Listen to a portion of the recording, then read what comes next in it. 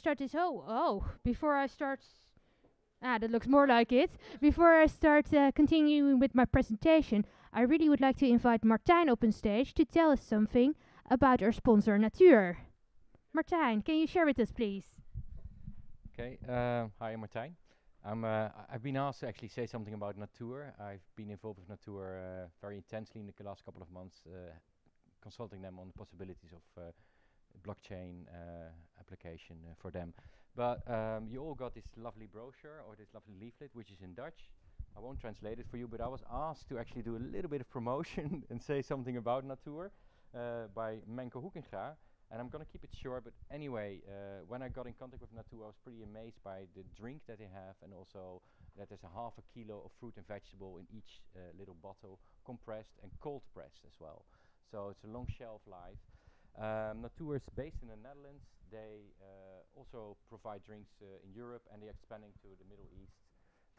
They're actually on the forefront of developing these drinks, as well as looking into the possibilities of putting CBD infusion into drinks, which is of course still now maybe say tricky, but it's a company that is really looking forward to actually bring health and drinks into our lives.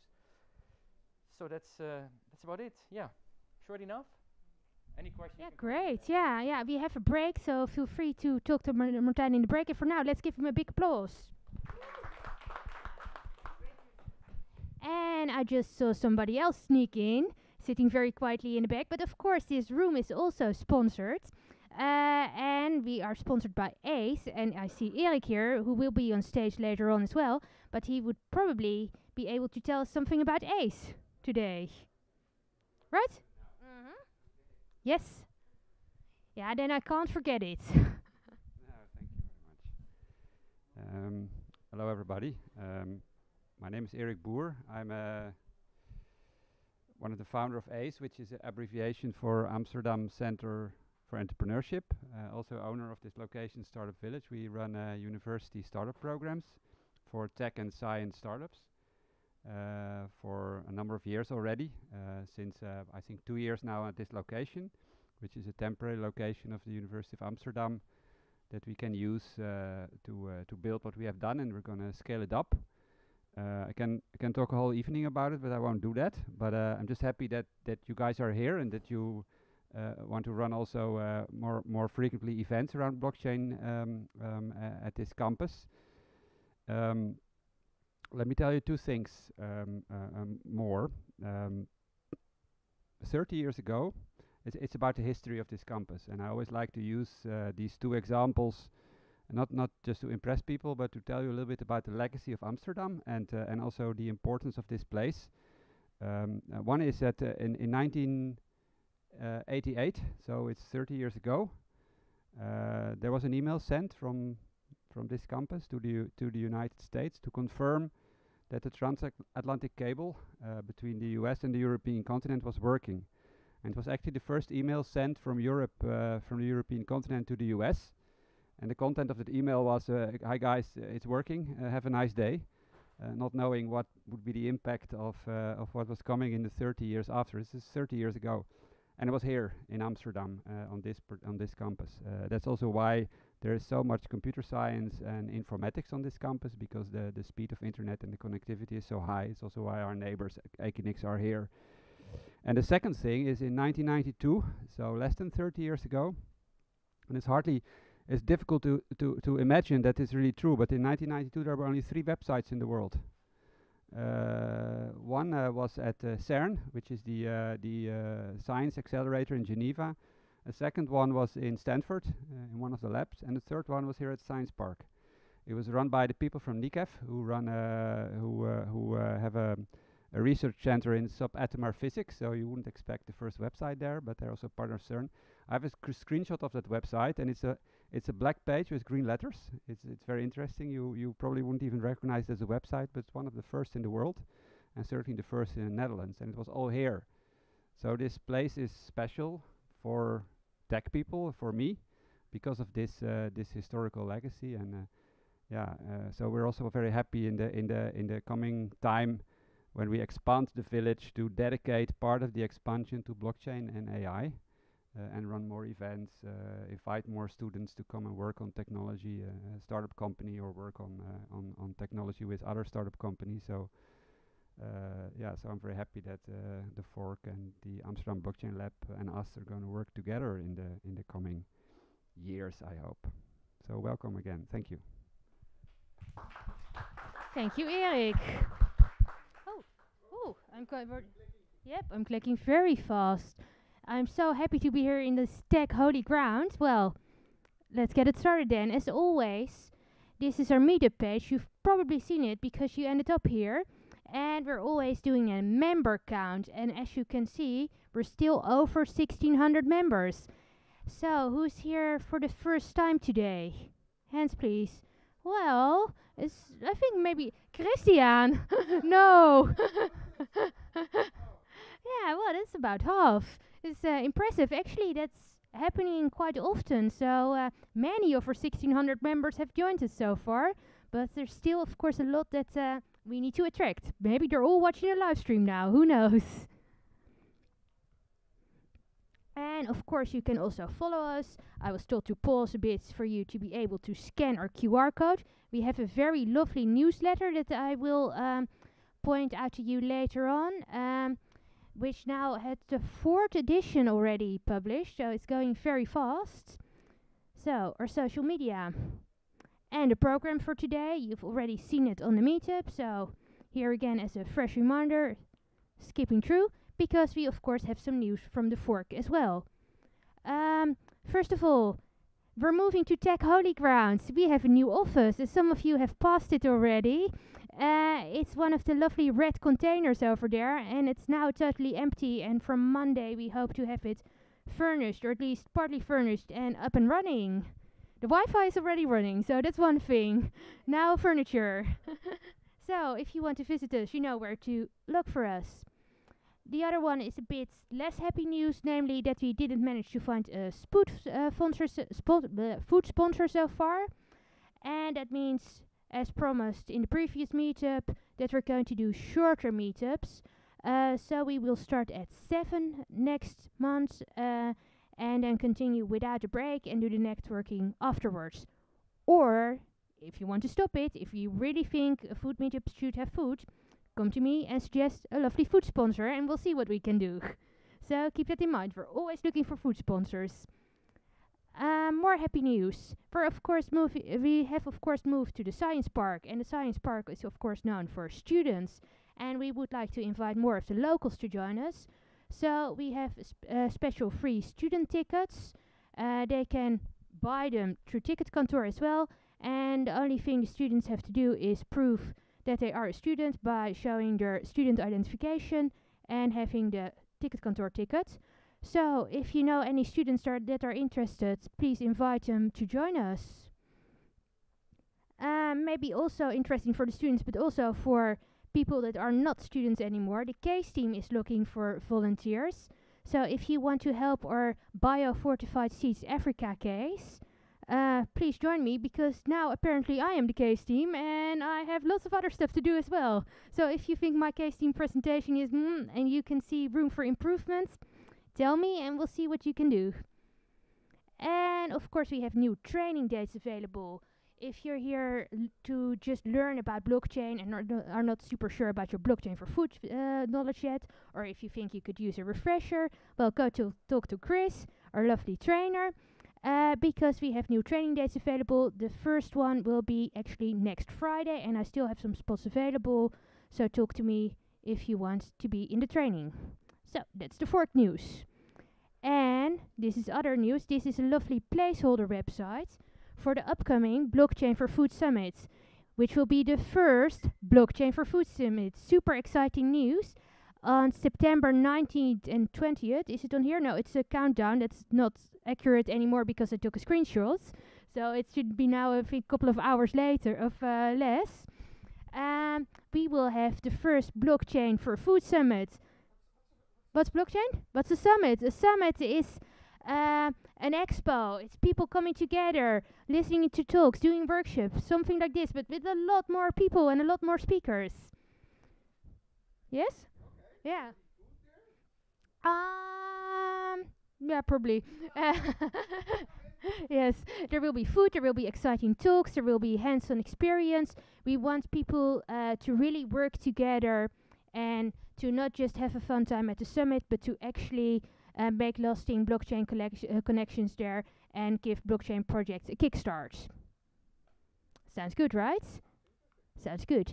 And then I'm going to the blockchain news because starting last month, we're also pointing out some interesting things that happened in last blockchain month. Chris, in the meantime, I would like to ask you to get the Skype ready. Um, oh, okay. Then I just have to learn it by heart. Yeah, I'm good. A couple of reports came out. For example, by the FAO, which is the now I'm totally blank. Food and Agriculture, indeed. Yes, the Food and Agricultural Organization, about food and blockchain. So some are already 2018, but also 2019 had some new reports coming out. So there is some interest in food and blockchain, which we think is, of course, a very interesting development. Well, my second point said that Dutch banks are currently experimenting with blockchain. Maybe you saw it in a news message that both the Rabo and the ABN AMRO are experimenting with crypto wallets. So we think it's very interesting that such traditional organizations are already working on blockchain for food. I see Zika already joined us. Hey Zika. Great. It's great that you're here. I will give you the word in 2 seconds. It's good that you're already ready because I'm sharing my final point of blockchain news with all of the room here. Anxiously waiting for you to talk and not for me to talk, but I have one final point, which was that the NASA is also experimenting with blockchain. So if you think banks are traditional, NASA is of course also a very old organization, and even there are currently even investing in blockchain. So, and with this good news, you've seen a Skype conversation pop up behind me, and I'm going to the next slide. Chris, can you make Zika a bit smaller right now? And Zika, can you maybe work on turning on your camera? Then we can see you. Oh. Because I will give you the word in 2 seconds because I have to talk to my lovely audience. Why do we have you here on screen? Namely, because you're with Origin Trail, and Origin Trail is a blockchain solution that organized an open call, and cases could. Oh, I see. I hear a bit of backlag. And it was announced September the 28th, and just February 1st, the winners were announced. And the winners are blockchain cases that will get support and funding in tokens by Origin Trail. And Zika is here to share the winners with us. So to present 10 interesting blockchain cases to us. So Chris, if you can get Zika on the screen and maybe mute me for any feedback loops, then Zika, I will give over to you, and please share with us the winners of this open call. It's your turn, and if you can share your screen or yourself, that would be lovely. Then we have something to look at.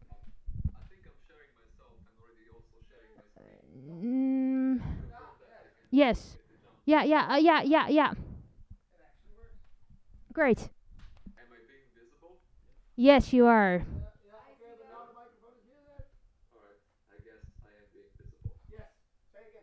Yes. Yes.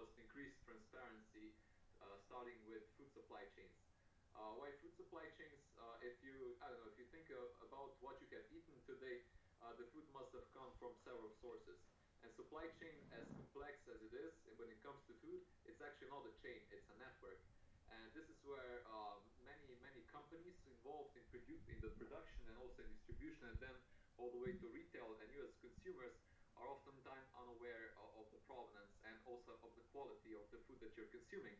And so this kind of gotten us onto a mission to kind of try to improve the transparency in the supply chains as we know it. And there was also staggering statistics that we came across coming from Britain, saying that 32% of manufacturers cannot guarantee for the authenticity of the ingredients that they're using. And I'm sure that you're all aware of the recent scandals all across Europe. Now, what we have done so far, starting with 2013, we launched a very centralized solution that would allow shoppers to scan products and then input expiry date in order to access information about the provenance of ingredients. Now, this is just a short commercial that's showing how this initial system works. This initial system was actually backed also by an interface or by the system that was used by manufacturers, and manufacturers would basically export data on a daily basis, and then shoppers would actually get access to the information that would convey the message about the provenance of each and every package of food ingredient that we were tracing. And then kind of the most common question persisted: how can shoppers and how can industry stakeholders trust that the information we're providing to them is actually truthful? And this is where blockchain came in, and we decided to upgrade the existing system back then with the Ethereum public network. And not going to go into details what's the difference between central and decentralized way of keeping records. I guess you guys have already covered it in Amsterdam, that's why I'm skipping it. But kind of when we started using blockchain for supply chains of food, we figured out that blockchain is not a silver bullet. That's why we started building the protocol. And the first iteration of the decentralized network was launched in December last year. And basically there are four components to the solution stack. First one being a blockchain layer, which we still use to fingerprint data, and then adding to this one is a data layer that allows us to structure data accordingly, because blockchain and any IT system is still a garbage in, garbage out system. And having GS1 standards, for example, when it comes to supply chains, is instrumental for us to be able to have this data interconnectivity that is actually describing the events that take place in a supply chain. Of course, network layer adds to the immutability of the entire immutability of the data that comes into the origin trail network. And the kind of the fourth layer here being the application layer. Here we have applications now coming not only from food supply chains, but it's rather ranging from food, insurance, and all the way even to the gaming industry. Now, skipping forward to the kind of the global map of use cases, which is somewhat outdated. We have plenty more, but these are the ones that we can display because we are allowed to. You can see that we are dealing within verticals, so counterfeit protection. Then we're dealing with provenance, logistics, supply chain management, compliance, and food safety. So we have very much different stakeholders using our solutions. And then in the end of the last year, we also decided to launch an open call, which would allow kind of niche players, smaller companies and also bigger companies to propose their solutions that would be running on top of the origin trail protocol. We had 40 plus competing projects that applied for the open call, and the application went through several kind of levels of reviews. The first one being the external committee, and then kind of it all climaxed with the smart contract voting, which allowed our community to decide on which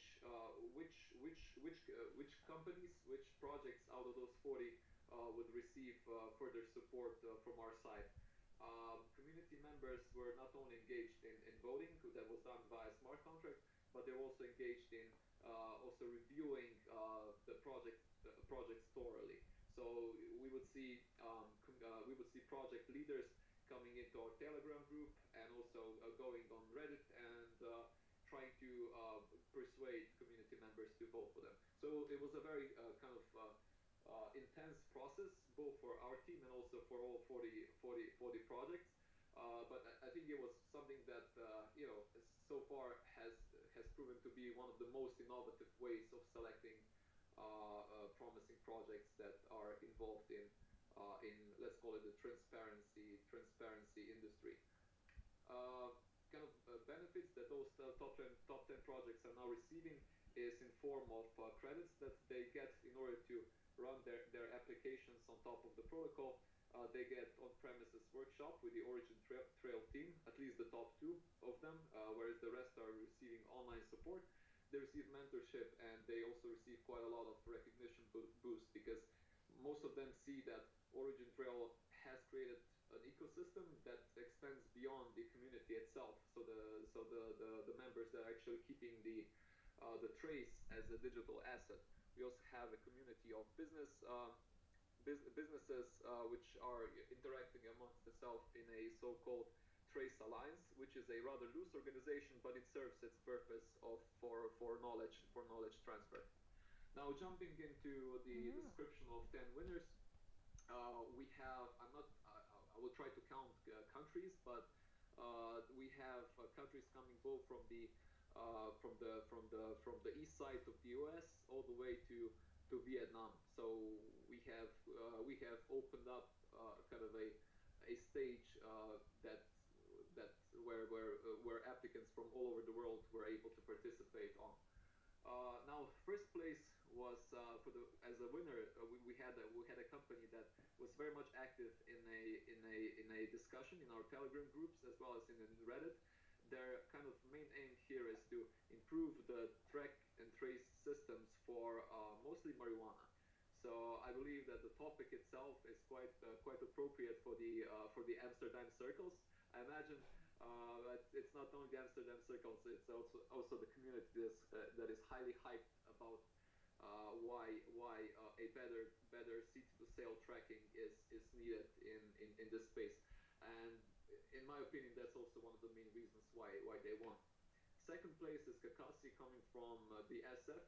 They allow shoppers and also industry stakeholders to access real-time data from the fields, mostly involving the information from cameras. And on top of that, they also allow farmers and growers and also the companies that are purchasing the ingredients from those farmers to monitor certain quality parameters from the field. Number 3 is FIB Food Tech. They are automating and also optimizing the data, the files exchange within the food supply chains.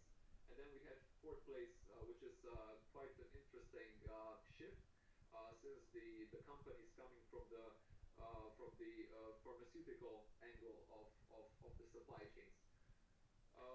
And going from country to country. I don't have a country map here, but yeah. So number 1 is Slovenia. Number 2, Kakasi, coming from San Francisco. FIB Food Tech, also San Francisco. Medical Health, Slovenia. And then we have Net DSL, which is an end-to-end logistic management automation system. It's basically an established company offering ERP system, and they aim to augment their value propositions using the protocol and the operating system that we're launching soon. I believe the guys are coming from Serbia. Andrzej, could you please just help me out with the countries where these guys are coming from, because I apparently opened up the wrong file. Yeah, and then sixth place we have IntelliSale. They have their own CRM system, and with the Origin Trail platform, they store data regarding the orders, and they would like to give a better overview of the orders that were being done to their customers, so that they can also vouch for the integrity of the orders that were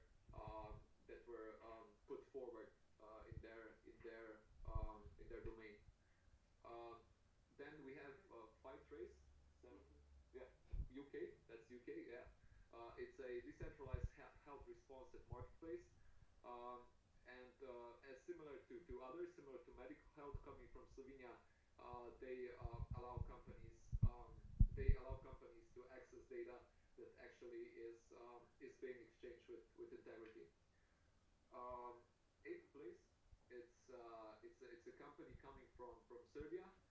You can see that this is also going into making a shift into other industry, which is in automotive industry, and they are trying to tackle a huge problem of um, that we mostly stumble upon when we're trying to buy a used car. And when we're trying to do that, of course, we would like to make sure that the service books are being done with integrity, especially once the car is then being sold to the secondary market. Ninth place, UK. It's again the medical cannabis space. This UK company is providing the analytics. It's opening up their information to users.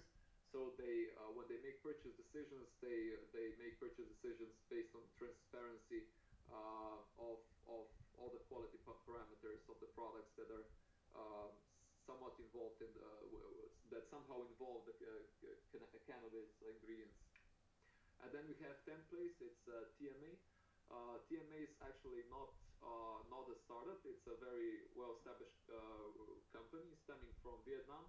I believe they have 4,000 engineers working for them. Now with TMA, the main angle here is that we would like to focus on supply chain of food. Um, it's mainly about storing and tracking data on public blockchain. Now with them, we do have a history dating back to the later half of 2018, whereby we wanted to augment the capabilities of local forensics laboratories that are conducting lab tests on the batches of products that are then being shipped to other countries. So that's the final list of 10 winners of our open call. If you guys have any question, feel free to jump in. If not, that's it from my side. Thank you very much for your attention. Sika, thank you very much. I hope you can hear me. Yes, I'm unmuted. Sadly, we're going to skip questions now with an eye on the time. So how can we reach you if we have a burning question? All right, you can reach me through you can basically look up the office mail at theorigintrail.io. You can also share my phone number if anyone is specifically Hmm. interested in the Origin Trail fundamentals.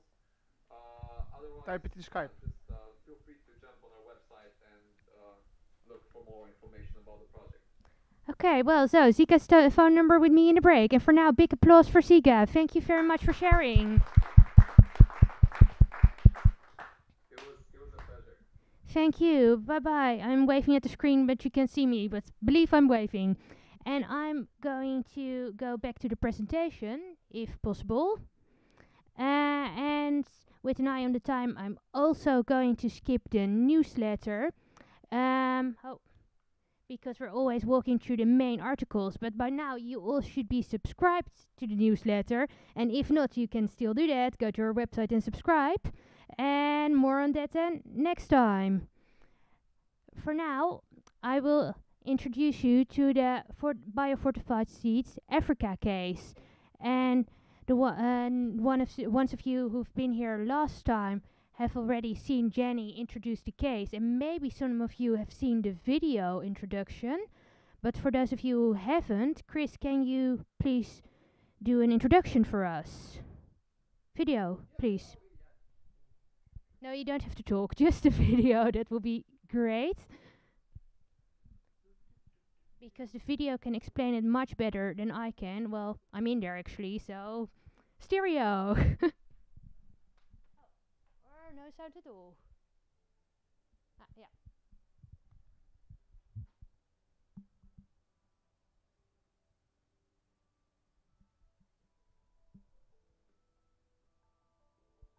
So Trust is a non-profit organisation. Most of our support comes from the UK government, so the Department for International Development and the Bill and Melinda Gates Foundation. We we work on the most sustainable way to tackle malnutrition. We do that by developing crops and foods that are naturally higher in vitamin and mineral content. We actually improve the foods that people are already eating through the use of through agriculture. This is amazing sort of natural technology. It's not genetic modification. So we use what's natural selection and just crossbreeding and getting the very best crops that contain more nutrition naturally. It is absolutely amazing technology that has the capacity to transform malnutrition and work towards eradication of malnutrition globally. And what we're finding is even though that biofortification is literally game-changing technology, that the food industry are not adopting biofortification as quickly as we actually thought they would. Biofortified foods from normal foods. We're looking for a tool that actually helps us protect the integrity of the biofortified foods right the way through the supply chain. How do you protect that integrity of biofortification from the seed all the way up to the finished product on the shelf, or whether it's a roadside vendor in many of the countries that we work to. And blockchain has been suggested as one of the most innovative and sort of flexible ways to be able to do that. It is hard to see if seeds are biofortified or not, so that's why you want to use blockchain. So that explains, I think, the blockchain part for the tracking and tracing and the proving that you have the real deal seed-wise. So why Nigeria? So Nigeria is one of the most developing countries, a country with massive economic growth and opportunity. There is also established supply chains there where the problems that we're seeing in scale of the biofortification are the most apparent. And unfortunately, we are also seeing a rise in instances of counterfeit seeds and counterfeit biofortified products. So it's where the problem is most acute and where we have the supply chains that are already established that we can actually work on to improve. Chris, can we get a real Jenny on Skype on screen? And I see some of my colleagues snickering at me, but I think I summarized really clearly in this video. But for now, no, let's not do that. I don't know what this is, but it's not mine. And for now, indeed, we're talking about biofortified seeds, so seeds with added nutrients, a use case focused in Africa, and it's still very early stages in getting this blockchain project off the ground. So we're gathering the wisdom of this crowd. We're all thinking with biofortified seeds Africa to make a blockchain case happening. And we want this, very hard sound, and we want blockchain because we can then hopefully prove that the biofortified seeds are the real deal. And I think we have Jenny here. Hey Jenny, can you turn on your camera? Then Amsterdam can see you. Yay! Hey Jenny. Chris, can you... I want to ask, can you make Jenny a small part of the screen? Because then I can actually see my slides. Also, we can just see Jenny. But I've prepared a lot of slides.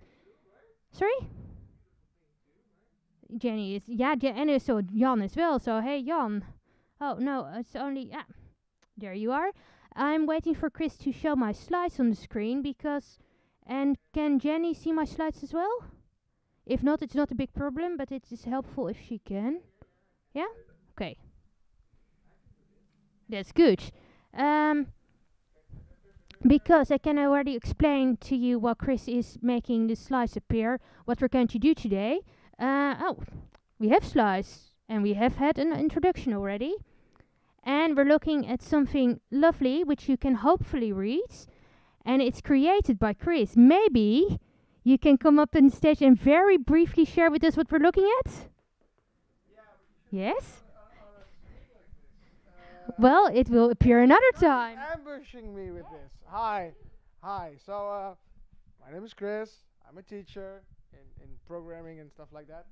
And I took the same approach with developing programs, and I basically applied them to blockchains. But with blockchain, there's kind of a difference here, because in a traditional program, you can try a lot more than in a traditional program. I can launch something, and then if I don't like the result for any given reason, I can just say delete, take it offline, upload a new version, and then that's it. But blockchain doesn't kind of work that way because it's permanent. So once you launch something, you have to go through a lot of shenanigans to update it. There are ways to do it, but okay, you have to think of that in advance as well. So what if you're going to implement blockchain, which is a cool thing, you should first start with gathering a lot of knowledge on how and actually understanding what it is and why you would actually use it.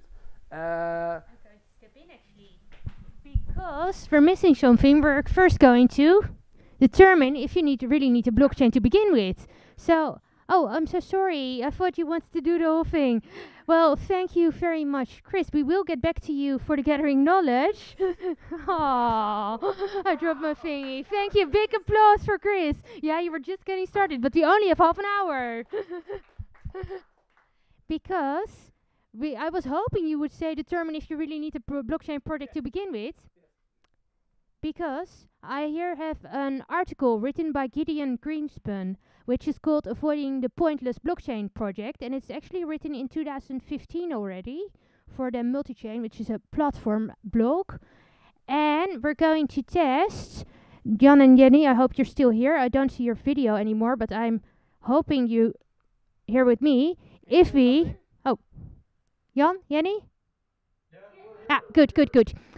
Because I'm hoping you will walk with me through the 8 points Gideon Greenspan shared with us to determine if we actually need a blockchain project. And I think for some of them we already have an answer based on your previous video, and others we will try to figure out now with the wisdom of the crowd. So the first point Gideon Greenspan brought up is a shared database. So Jan and Jenny, could you maybe tell me a bit more about the data you currently have and how you're storing them and who's in there? Because it's also closely related to the second point, namely multiple writers. Jan, Jenny? Data. Who's creating them? First of all, to put things in perspective, the project Fortified seeds in Nigeria, we're still in a very early phase where we're still before the step that we're going to assess all the different coins. So perhaps on the few shekels in the supply chain that we know of, where there is already some data being gathered, Jenny can perhaps give a couple of examples. Yes, so in some countries where we have Fortified seeds, some of the seed manufacturers that we work with actually have a system of when the seeds come from the seed manufacturer, knowing that they're authentic, and then we pass them on to seed sellers, so agricultural dealers. And then when we get to the farmer, they have a code and that they can register that they've actually received an authentic product from an approved seed manufacturer. But that's quite few and far between, and that might be like the end of the chain then for information. So at the moment, are there multiple writers then? Are multiple people sharing data then?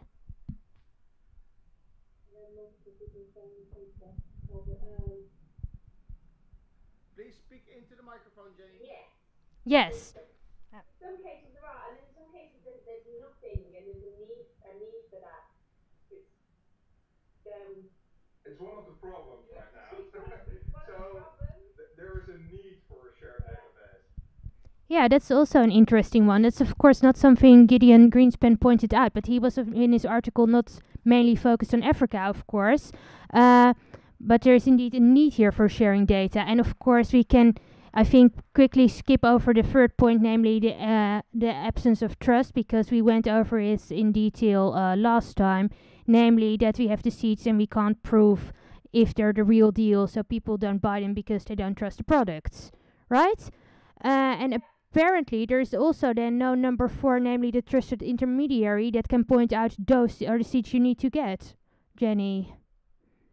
Yes, completely. And I suppose because the biofortified supply chain is so fledgling that all of these points are missing and really needed. So there is an absence of trust from food manufacturers, and that's why they're not buying into biofortification. And there is no intermediary at all. We're all sort of individual supply chains. So we sort of tick all of these boxes because there's nothing there at the moment, and this is the big problem that we've got. Okay, that's I think clear. Is anybody having questions in the meantime, or just yes? Okay. Well, then we're going on to point 5, namely transaction interaction. Well, that I think kind of speaks for itself, namely that we have a supply chain here of biofortified seeds and that they need to be sold, planted, grown. So I think we can skip through that one. Transaction rules is more a condition that will happen later on, namely that if we create a blockchain, there should be rules about how to do transactions. So that's not something we can, I think, say something on right now, because that will happen further on in the project, but it's an important one to keep in mind. And validators may be an important one to brainstorm a bit about, namely how to get proofs into your blockchain. What is going to prove that we're here tracking and tracing a certain seed? And that's, I think, one of the main key issues actually that we're not going to solve today, but we'll talk a bit more about in upcoming meetups as well, because I think your whole blockchain project actually started about the physical digital connect, so how to prove digitally that the physical product is the real deal. So that's something we're all brainstorming about. Does anybody have questions, input here? I'm looking at some very worried looking faces. No, nobody's going to solve the validator problem right now. Keep it. Oh, yes. Yeah, well, I don't have the solution, but and I don't know if you've seen the origin trail #1 winner. I think they were about seeds, right? Cannabis seeds. Yes. Origin. Yeah, they were from the Slovenian. Yeah. So it isn't, sometimes I think the solution for this could be somewhere else. So maybe the cannabis, which is really about seeds, could have the solution, or a possible solution. Well, that sounds of course like a very good, interesting plan, looking at different businesses and see what they're doing. So that's something we could certainly keep in mind for our next case team presentation, to compare to other working blockchain use cases. So indeed some of the origin trail winners. And for now I'm going to go to the last point, because we have the whole diagram that Chris just showed you to go through, and very limited time. No, not the whole thing. I see a bit of panic over here.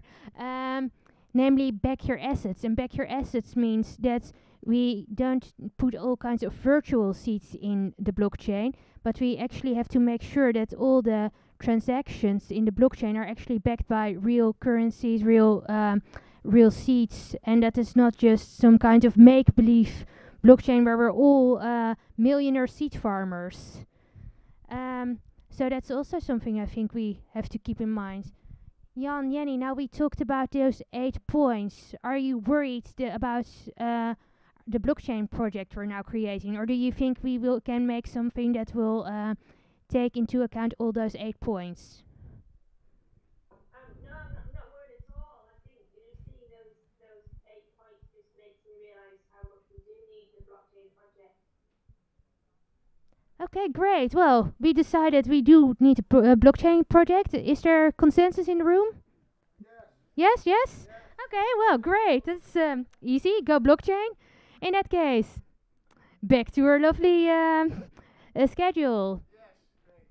And no, I'm not ambushing you, because I'm explaining for the people in the back that might not be able to read the whole schedule, that we have 5 stages here, namely the gathering stage, the drafting and design stage, the testing and development stage, the staging stage, and the live stage. And currently we're very much somewhere in the for in the first and second stage. It's a bit overlapping here. So indeed, we're gathering knowledge, we're gathering data, we're gathering people to build it, and we're designing. So I was planning to walk with you to the points written down in the first two stages and see what we have there and what we need there still. So the gathering stage. The first thing is find knowledge, and I think we just talked about it. Maybe I can get some public participation. What kind of knowledge do we need in order to design a blockchain solution? Hands? Anyone? I can just shove my mic under someone's nose. That's also something that will work. Ooh, I see a hand moving. No? So, knowledge. I don't know anything about blockchain. Okay, well, let's see. It's a big immutable database, and we want to make sure that the seeds are the real deal. So, what kind of knowledge do we want? Who are the users? Who are providing the input? Very good. I think Jenny has this kind of clear. This is information we have, I think. Let's put it differently. Is there information we as a group are not sure we're currently having that we need? And I see Chris, yes? Yeah, so Jan already correctly said it, and he's still looking at which token he needs to use. So this is what I mean with find knowledge. Yes, looking at the users is a very good thing, and totally missing from my diagram actually, so thank you. No, that's okay, because it's not an assumption here. But yeah, you have a lot of different systems, so you need to kind of say, okay, which one are there and stuff like that, and then you can say, okay, well, which one is good for me?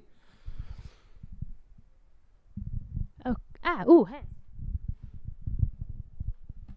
Yeah, the biggest problem, especially in these types of projects, is that a lot of information is not available digitally yet. So a lot of it is paper-based, or it's not tracked at all. So if you want to know when was a seed shipped from what farm to what place, this information sometimes today is held on paper. So you have to figure out what information do we have digitally available and can be entered into a blockchain, and what do we need to digitize. And I think this point also ties in really well with the second point, namely understand where the blockchain will interact with the system, because I think we just talked about it, that their system is also partly still paper or maybe non-existing. So maybe, but I'm looking at you all to maybe argue with me here, the first step is to get their system more digital. Yes. Oh. Yeah. So we're all nicely agreeing again? Okay, great. And then, next step, develop working thesis. And I actually want to give the word over to Jan, because we're actually working on that very at the moment. Jan, is there something you would like to share with us so far here? Well, we're in a very early stage. So right now we are doing two things that are really important. Finding enough funding in order to make it work, and on the other hand, creating a technical worksheet that is actually the starting point and will answer a lot of the previous questions that you mentioned, but also the contrary questions. For instance, understand where the blockchain will interact with the system. It's also important to know where it will not be able to interact because of technical difficulties, for instance, that we're going to face. So those are things that are really important to assess, to have a clear overview, that you exactly know where to take the next steps. And last week we already mentioned this technical note. Bart can perhaps dive, can explain maybe a little bit more the necessity why, especially when you're building something from scratch, how important it is to have that starting point. Bart, I hear an invitation here. Can you very briefly explain why we need the starting point then? Ah, you're joining me. Great. Yeah. Careful with all my. Yes. Yes, with all the wires here. Yes, thank you, Jan. Yeah, so it's really important indeed to do proper research on why do you need the blockchain, where do you need the blockchain, and what do you want to achieve with the blockchain. So that it's not something that you store all information in, and that you use it for the purpose of what a blockchain is meant for in the first place. So and that is actually what we're researching, and where we're going to dive into different types of solutions and discuss them, and then we'll end up with doing the right thing. Because like said earlier by Chris, mentioned by Chris, it's a blockchain is something that you can create. You can make it alive, so to say, and once it's alive, you cannot shut it down or change it easily. You have to convince all nodes in the network to change, and if you want it to stop because you think it's totally wrong, then you have to convince everybody to turn out their nodes. So it's in some cases it's even quite impossible to do. So you have to think very good first before you start. Yeah. Thank you, Bart. I hope my presentation will be up soon, because I actually want to go to the next slide, because there were 2 points in my in the slide I just shared with you, but it's a bit too soon to talk. Yeah. Oh, Jan, can you say something? I can say something. Yes, he's there. Okay, Chris, can you get my presentation back, please?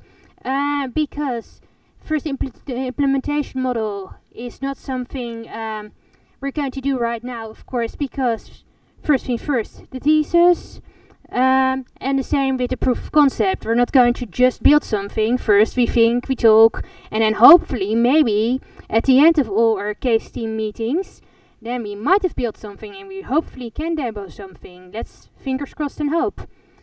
But I promised also that I would share a bit of the data and design phase with you, because of course, as I said, there is a bit of overlap between those two stages. And indeed, we talked about this already, the organize information and get stakeholders on board. Well, organizing information is something I think we discussed already. But Jenny, how are we doing on the stakeholders? Did you talk to farmers already, for example, and how do they feel about this blockchain ID? So different stakeholders have had quite different reactions to this, and I suppose an important stakeholder are the people that I work with in Harvest Plus. So sort of looking at it from our perspective, just as an organisation, a research organisation, an agricultural research organisation, they don't know what blockchain is. So we've had, I don't know what blockchain is, I just have like my understanding of, how it's going to help us. So one of the most important stakeholders we've had to deal with so far is the Harvest Plus organisation. So explaining the opportunity here and how this is going to be a really good thing for our technical capabilities going forward, and for to show that we're really good at supply chains and commercialising biofortification. But then to go back to the stakeholders in the actual supply chain, those that we've talked to would be in the food industry, and they're interested but sort of cautious, and they're sort of asking what you're doing and how's it going to overlap with what we're doing already. The smaller businesses and the people sort of on the ground in Nigeria that we've talked to are really excited about it, because they want to be part of something that's sort of novel, future thinking, something that's that's being talked about a lot in the media. They really want to be part of it, and they're really excited to be involved in this. So yeah, different sort of feedback from different stakeholders, but in general, it's all very positive. Great. Well, that's great to hear. Well, I think we already talked a bit about outlining the business process and gathering data. I'm also looking at Chris. Is there something else we now need to talk about regarding this point? For now we have it. Great. Oracles. Do I have a lovely volunteer to explain what oracles are? I'm missing Raphael. He's on holiday today. Oh, yes.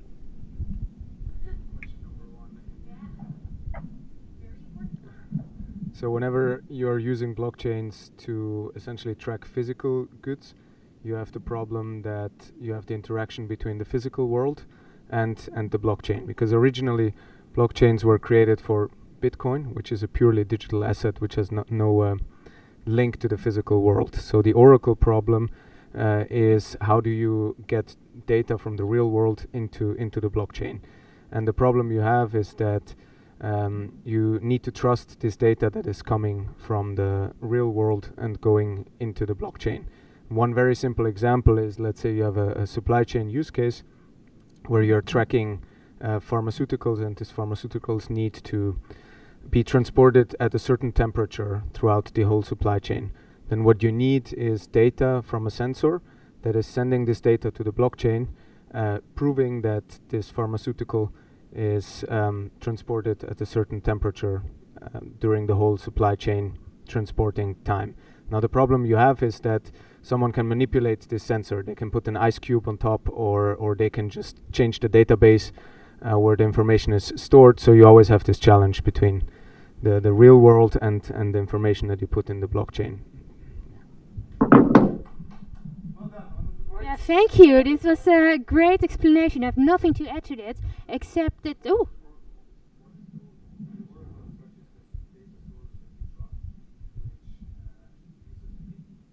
Yeah.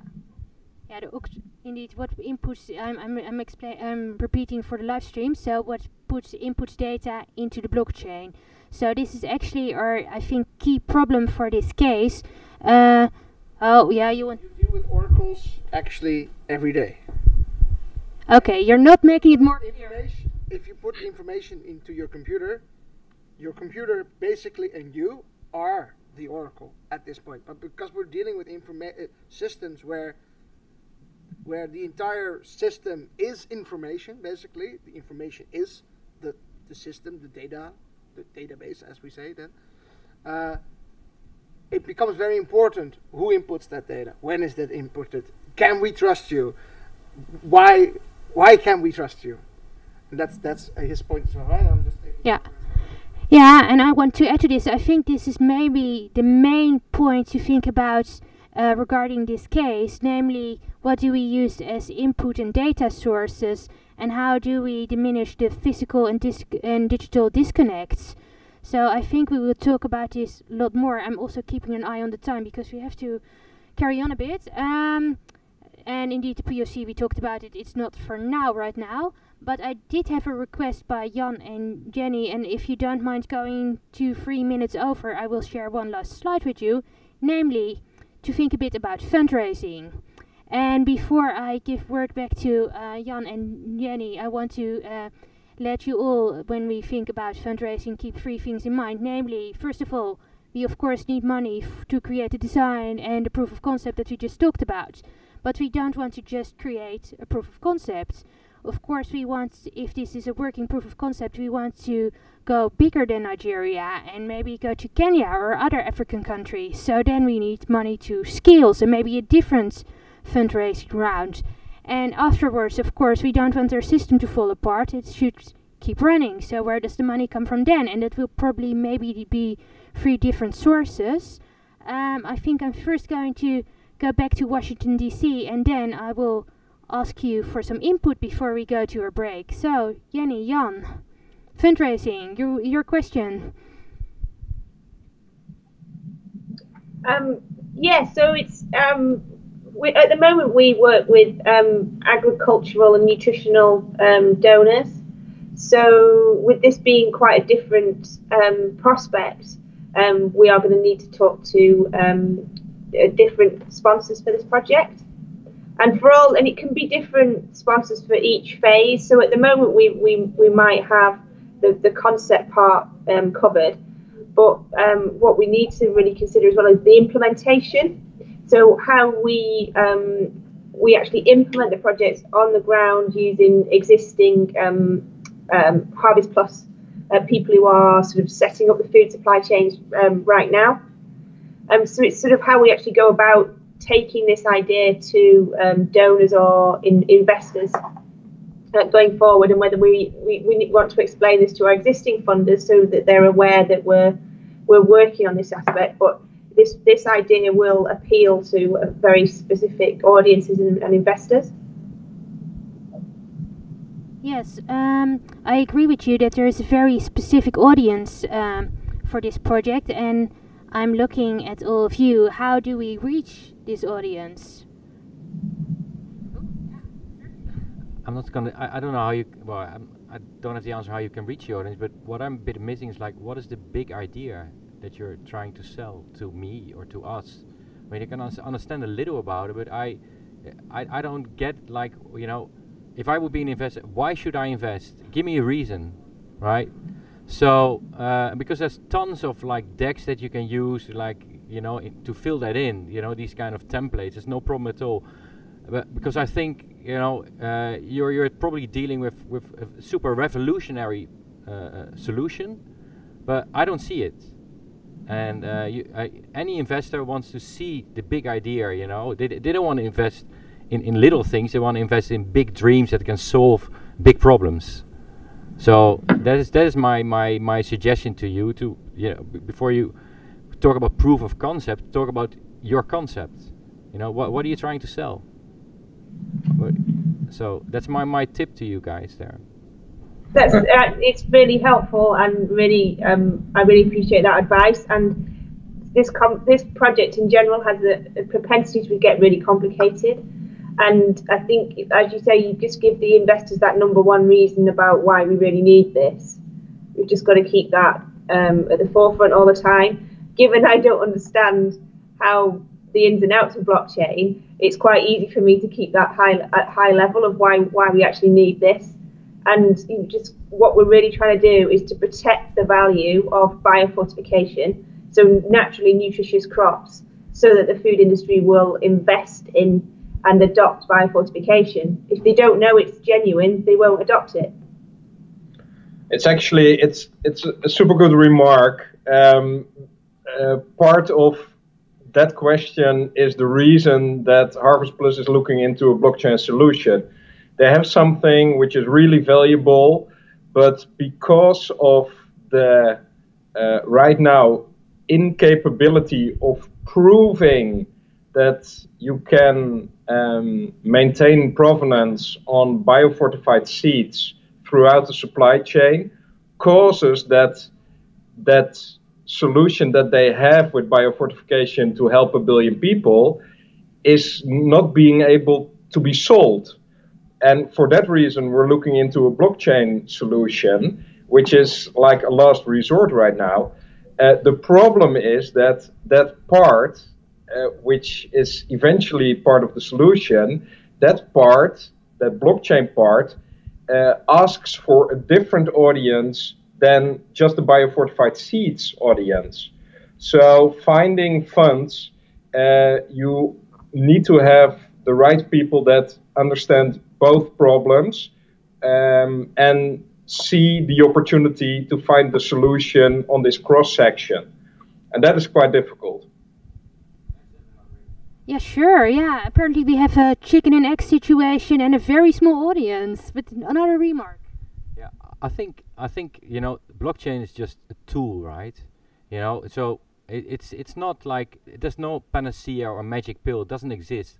So you can promise that you do everything within your power to create this provenance.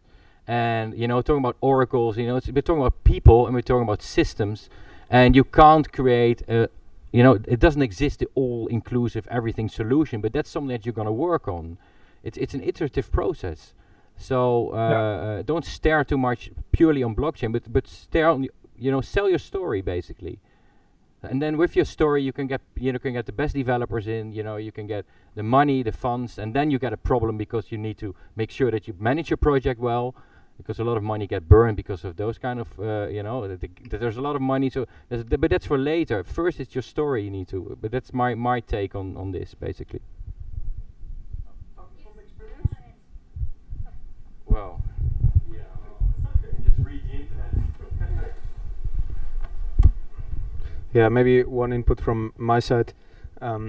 So in terms of how to finance blockchain projects, one big challenge that you have, and I think Sorry this for the is what. interruption, but can you say who's talking, because we do not see any people. Okay, so it's Ricardo speaking from Scantrust. Ah, okay, thank you. So one input from my side is one challenge you have at financing blockchain projects today is that the business case behind it is still very difficult to articulate to one single party, be it an investor or be it an individual company, because the benefits usually only come if multiple companies work together and make it happen, which is kind of the problem that you are facing right now as well. You need multiple parties on board, but you need to convince all of these parties, and somehow you need to finance it.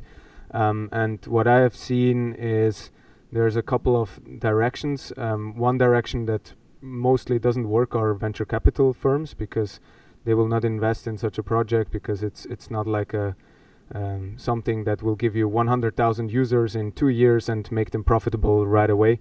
What I've seen is some projects use public funds. So there are, I couldn't tell you for your type of seeds what it is, but I've seen other projects in the mining industry where they funded the project because they saw a benefit in it. So public funding is one route.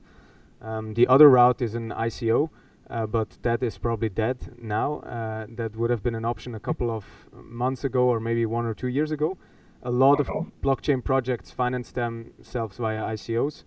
And the third option is an industry initiative. So you can look at the Energy Web Foundation, which is kind of a shared infrastructure that was built for the energy industry, which it was like an association. Different companies became members of this association and paid a membership fee to be part of it and use this infrastructure. And the fourth way is you just find one big player in this value chain that believes in your idea and is willing to put money on the table and to force all the other suppliers to become part of it. But this is also the most difficult one at the same time. Thank you. Thank you. Wow, that seems very conclusive, and I hope we can kind of stop it here for now, because we need to go to the break. Remember, lovely juices from Natur are waiting for us. So Jan, Jenny, I think we will discussion on financing in the future and fundraising, and I think we now got 4 interesting routes, well maybe not the ICO, but 3 interesting routes to consider. Do you have any concluding remarks for us before we head into the break? Well, I think one thing that I would like to mention, I really appreciate feedback coming from the audience right now, and also especially from people, be it in a different area, have gone through such a route, and their advice is really valuable. This is also one of the reasons that probably later this week or somewhere next week we're going to start publishing a bit more about the route that we are taking and the hurdles that we are facing. So we hope that online we also can get some feedback on that and insights that can help with this specific case.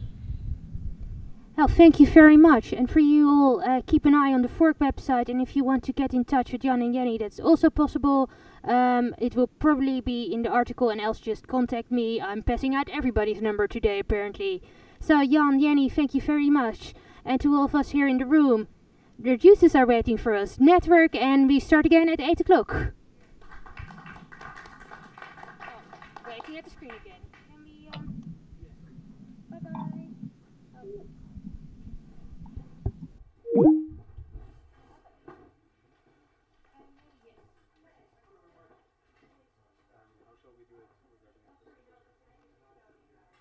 Right, that's why you know so much.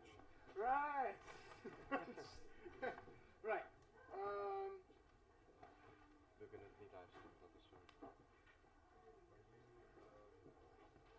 So what you can do is you just download the mirroring software that I'm using. It takes like 2 minutes. Right. Let's do that, because that's fun as well. Right, It's which is 8-power mirror. And do you have a USB stick? you're asking for a lot, man. Or otherwise, I don't know, Google Drive, because I need to pass you the presentation somehow. Yeah, let's not use Google Drive because I don't trust Google. Let's use my own drive. Well, no, the thing is,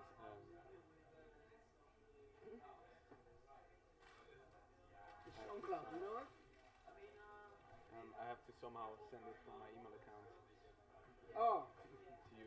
Yeah, so I can give you a link and then you can just drag and drop it. Okay. Right? It's my personal service and then bullet whatever. So. Sharing, share link. See? It's just like that. Upload, editing. Right. Just need to give you this. Somehow.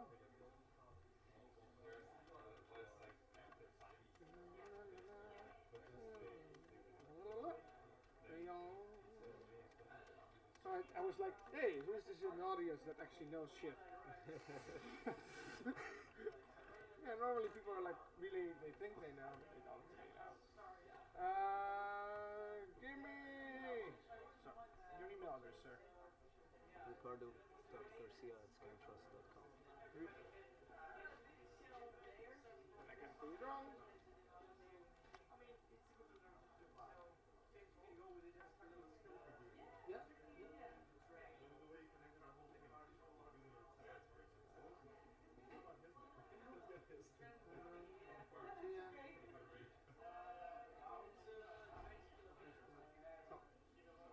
Yeah. Okay. Does it recognize it? I hope so. Chris, how are we doing? Okay. If not, then how many people are watching the live stream anyway? Yes, sorry? I have no idea. Because then it's just Amsterdam exclusive. Bye bye live stream. What? Everybody's watching this right now. I mean for the demo. Hello everybody. I am very happy that you're listening with me and watching my screen as I install new software. Probably 1,000 people that are watching it right now. It's on TV in a couple of countries. Hello. Please don't mind me as I download everything. Grandma doesn't have internet, so no. It's probably on TV in some emerging market. Hello, Africa. Our developer in Africa is not watching. Yes, it's true. He is watching, yeah. Ta-da! All right. So you can have A free account? yeah. So I need to, you don't need to sign up for that. I need to log in on your computer with my credentials. Can I carefully move this thing because we need a person's butt sitting on here? Yes. Okay. Yes, very careful. I'm very careful. You guys steal yourself a juice. No, I need to be here. Okay. I need to help this guy, right? Okay, can I steal you a juice? Do you both of you? Do you have a color preference? Sorry? Color preference? That will still be Yeah, both that of one you. is good. I'm not sure. I think this one is the last one.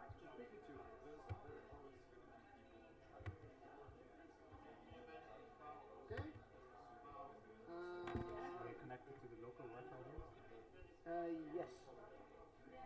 It's called event something. Event space? Yeah, and it's called event space. No big letters. Ja, ik heb al. Very good, yeah. This one. Thank you.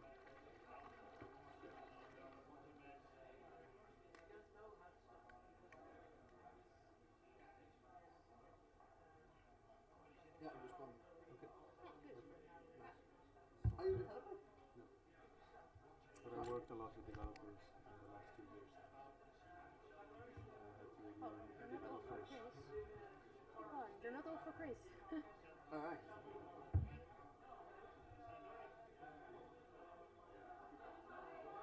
Wait, is it a Microsoft PowerPoint? Yes. Don't tell me you don't have PowerPoint. You're a developer. We have PowerPoint online. No. I do have PowerPoint You do have PowerPoint? online.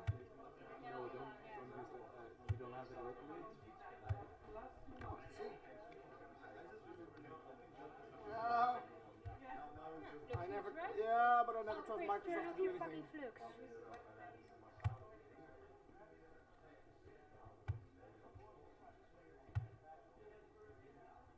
Looks to be working.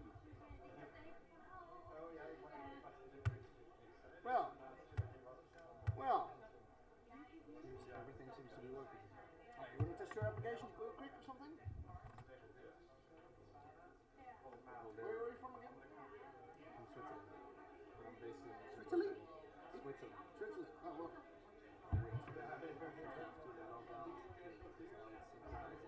Explains that you are in.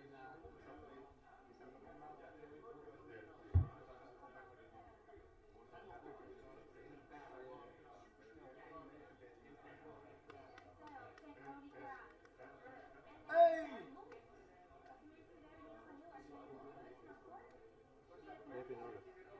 Somehow it's not. Big man!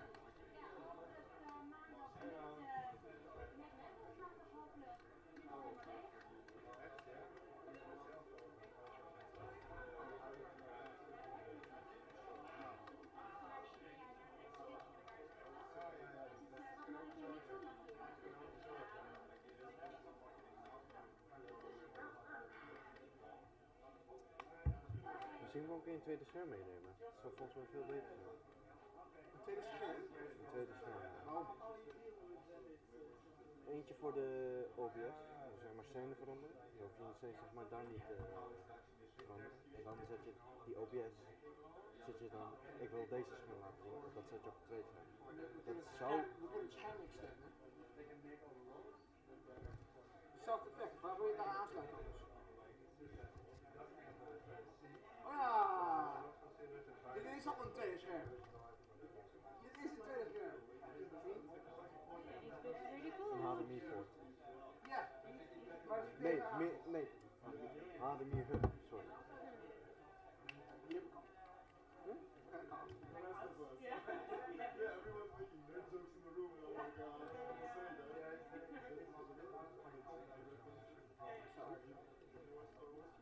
So do you want to cook it? You a recruiter? What? So do you want to cook it? Show us. No, yeah. She's here because of blockchain food summit. Ja, hij is hartstikke leuk. Zij is 10 jaar ouder. Metaal ben je ook 10 jaar. Metaal ben ik 100 jaar ouder dan jij. So, how are you doing? Is it working? Yes. Great, yeah. So, Ricardo, what did you think about the Origin Trail case winners? It's interesting. I have to talk to them because Nathan knows them. I'm passing out numbers. Shall I check if I have Vika in my phone? Yeah. If not, I do have them in the CRM system for sure. Yeah, then it would be great to have his contact details because I think it's very interesting for us to talk to them. Yes, I do have a phone number. You can send it to yourself, but I don't have yours in here, I think. I might have Nathan's. I'll check this here.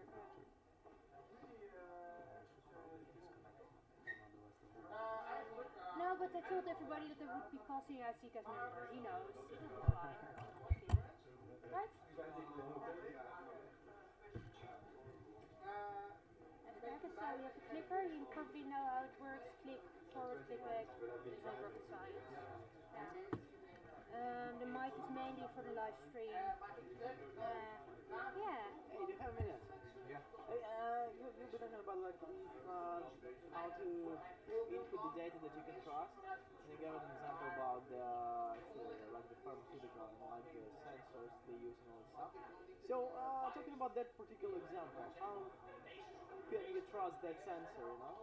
So you can. I mean, there's companies who are working on solutions for that. And how they do that is they go down to the sensor level.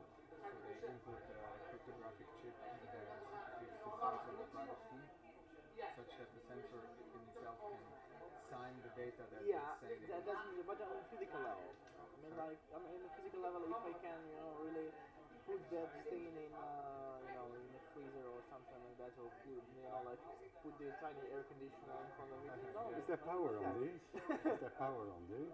Do you know? So that's still, I mean, there are companies that apparently are working on a mechanism such that different sensors can communicate with each other and check if there's a discrepancy in how one sensor behaves compared to the other.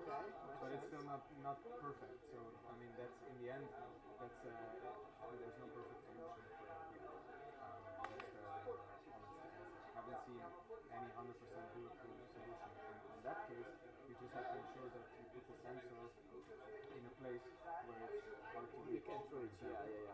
So I mean, these are problems that in the end you can never solve perfectly, but to start out, what you have to focus on is, can you improve the status quo as things are running today?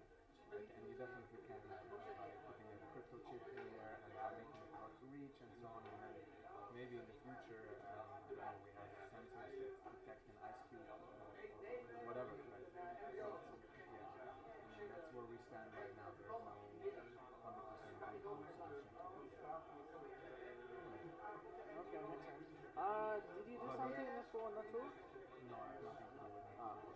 Sorry. But somebody told me that I think they were concerned to you that like you did something for Natur, because I'm curious if they have like if they tracking their ingredients. I don't know anything about Natur. First time I heard. But yeah, the other point that is important in the Oracle context that I usually say is also today when you're tracking something, you can manipulate the sensor and then it's manipulated. But if you put the data from a sensor in a blockchain, and before that you manipulate it, it's forever in the blockchain. Manipulated data is forever there.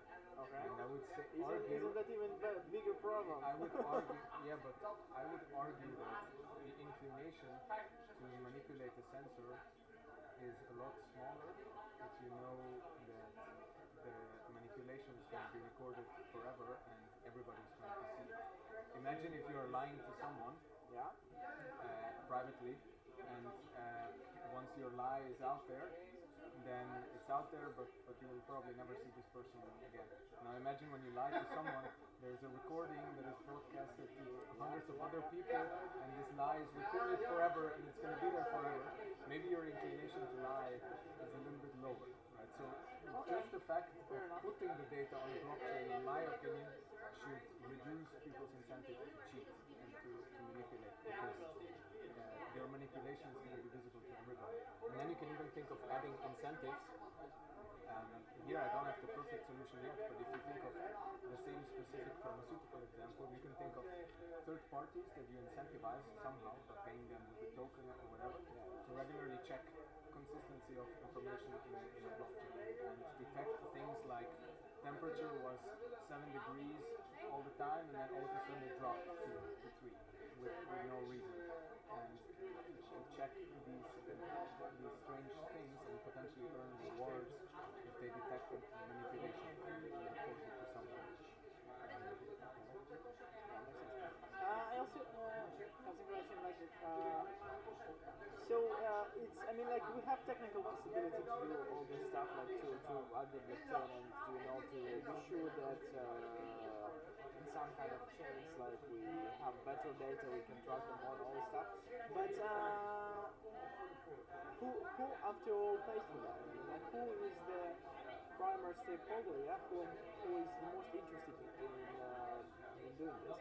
Because I'm not sure like if we're talking about like food supplies, I'm not sure if the customer in the shop in the supermarket is really interested in that, because like they will buy this stuff for 20 years like us. So who is this guy who always starts? Okay, I need to prove the data. It really depends on the use case that you have. So, can you just give me a couple of examples, because I really have no idea where to start. I mean, I will quickly present the project afterwards, which is the pork meat tracking. And there right now, the end retailer or the end distributor is paying for that, because they are just interested in reconnecting the consumer and providing them with this data, because they believe it can help them with sales. So this will be part of their marketing, not more, nothing more. So it's part of a consumer engagement project. And the reason why they want to do this is because they receive pressure from the consumers to increase transparency on where the pork meat is coming from, because in that country, apparently consumers care about pork meat being sustainably sourced from clean cows. They figure that this can be an edge that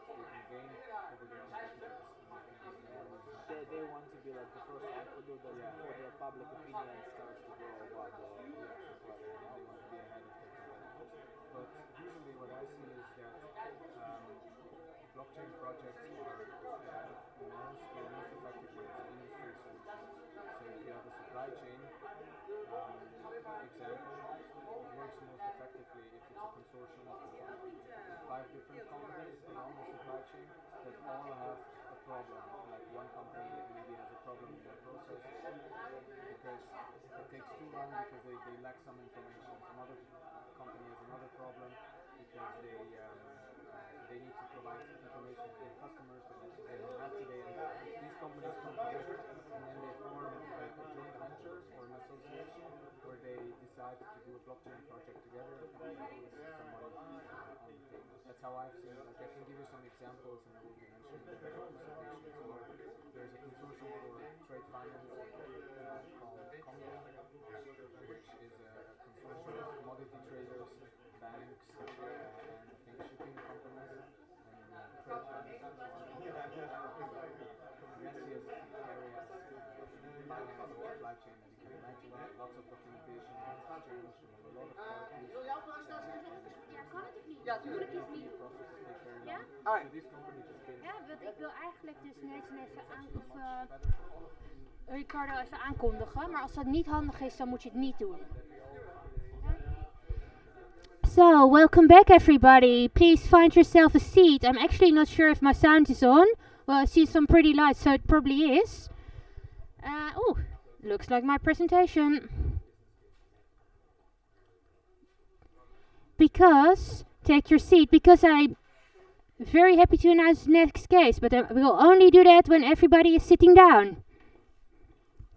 Yes, being very strict today. Very, very strict.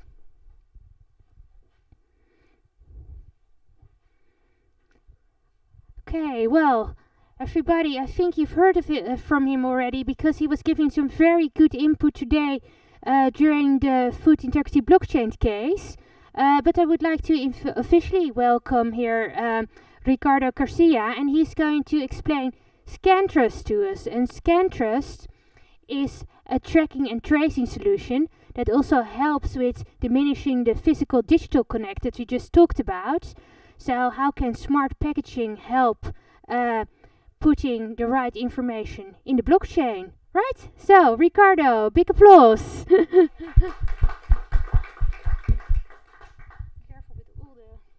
So we have the solution for all the problems we discussed today. No. Of course we don't. There's no magic bullet.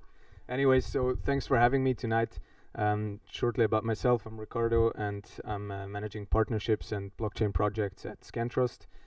Before that, I was working for a blockchain startup in Berlin called BigChainDB. So I've been in the blockchain space for a while, and I've been dealing with all these questions around why do we need blockchain, all the problems that are associated with it, and the big potential that it can bring, etc. And I'll share some insights with you on this tonight.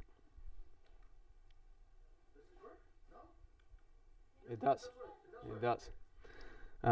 So just in terms of the agenda, we have half an hour, and what I'll cover in this half an hour is the following points. I'll just elaborate a little bit briefly about what we do at Scantrust, very shortly, so that you have an idea. And then why blockchain matters to us and why we started looking into blockchain. And then I'll share 3 case studies in the food and supply chain area from a Scantrust point of view. And then you can ask some questions. So about Scantrust. What is interesting about Scantrust is that it started out as a complete non-blockchain company. So we started 5 years ago in Lausanne. It was a spin-off from a university. And what Scantrust really did is we created the world's first 2D copy-proof QR code. So it's a QR code that you cannot fake. If you photograph it and you reprint it, the fake QR code gets detected. And this is a technology as such that has nothing to do with blockchain, but is in the area of authenticating products. So checking if a product is real or it's fake. And that's how the company originally started out. But along the way, the company realized that this copy-proof QR code is quite interesting in the blockchain context as well. And that's how we started expanding. And I'll elaborate on that in the presentation as well. So we work with various Fortune 500 companies. These are mostly non-blockchain projects for the traditional business. So we have a healthy business running, and now blockchain is a new area that we have expanded in. And before we go into the blockchain part of it, I just reshuffled the presentation a little bit because of the example we had before on seeds, which is quite an interesting one, tracking fake seeds, because we actually have a project at Scantrust which is authenticating fake seeds, and I wanted to throw in this as a suggestion.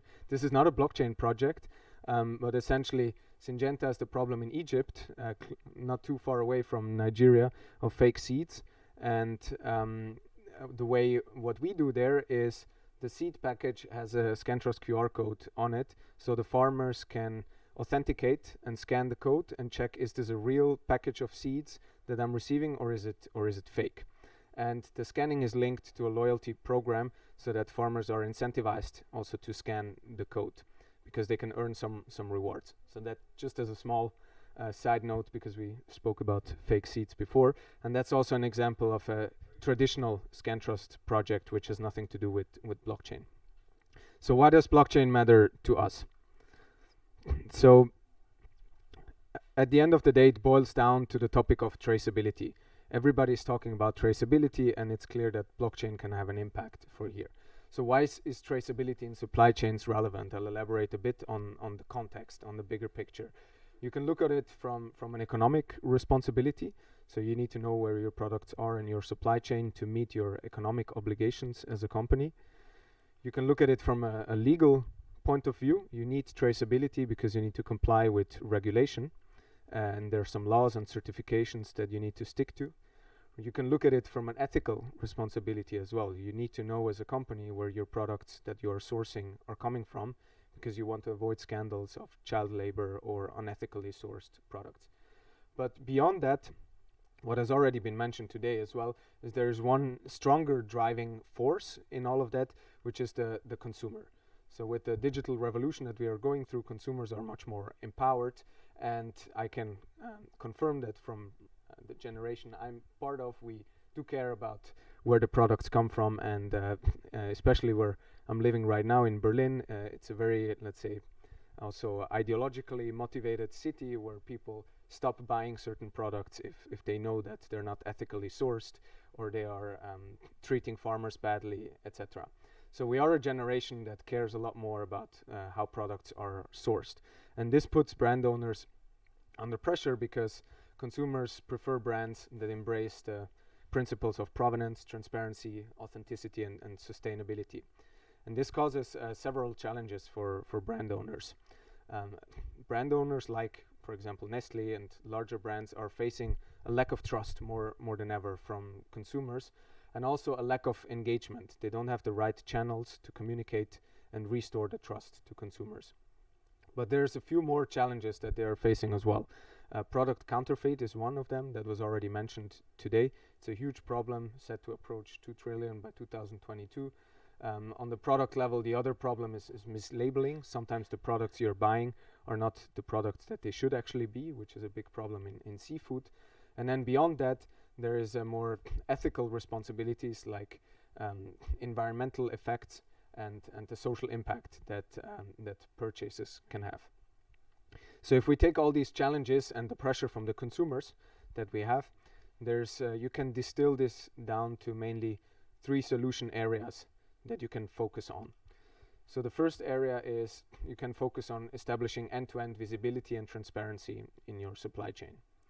The second area is you focus on finding ways to interact with the consumer after he has purchased the product, or even at the point of sale itself.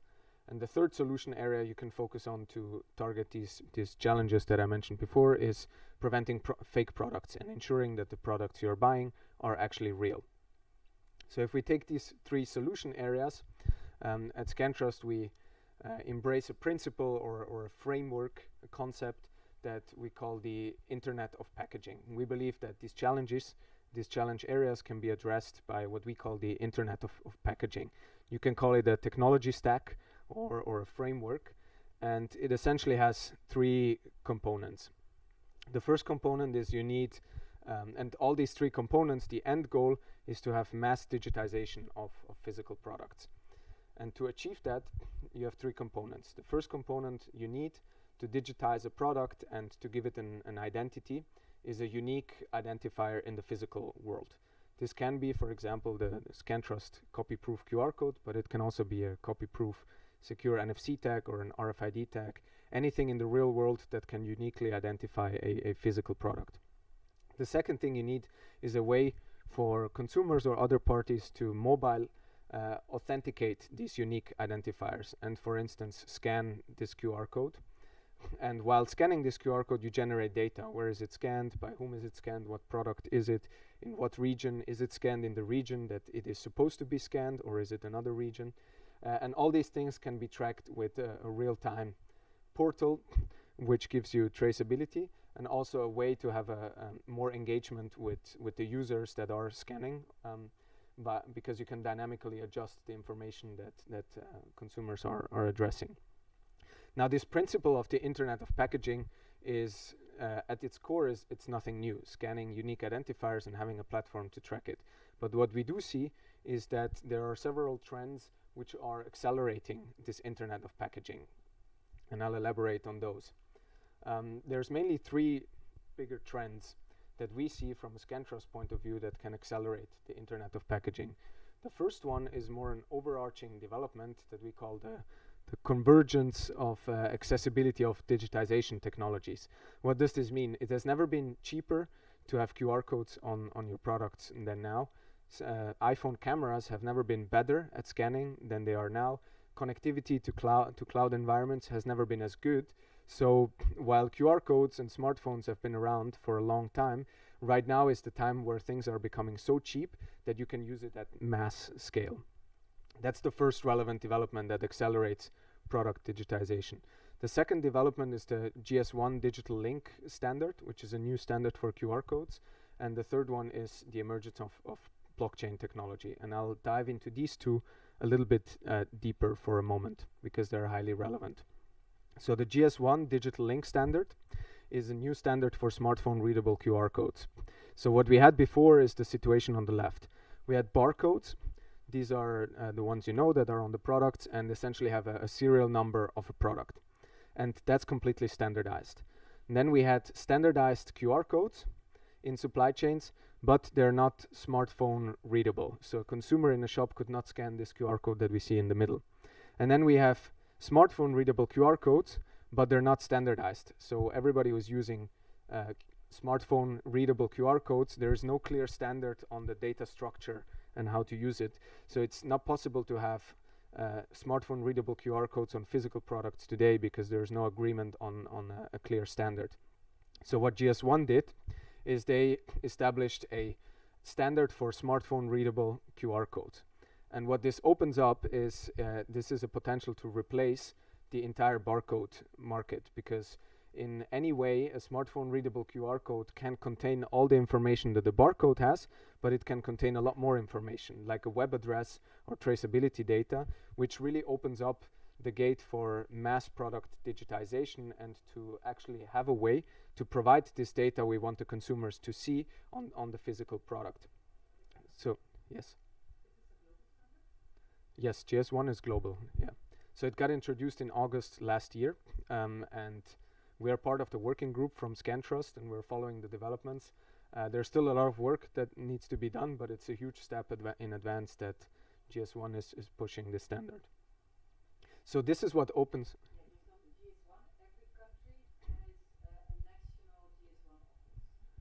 Yeah.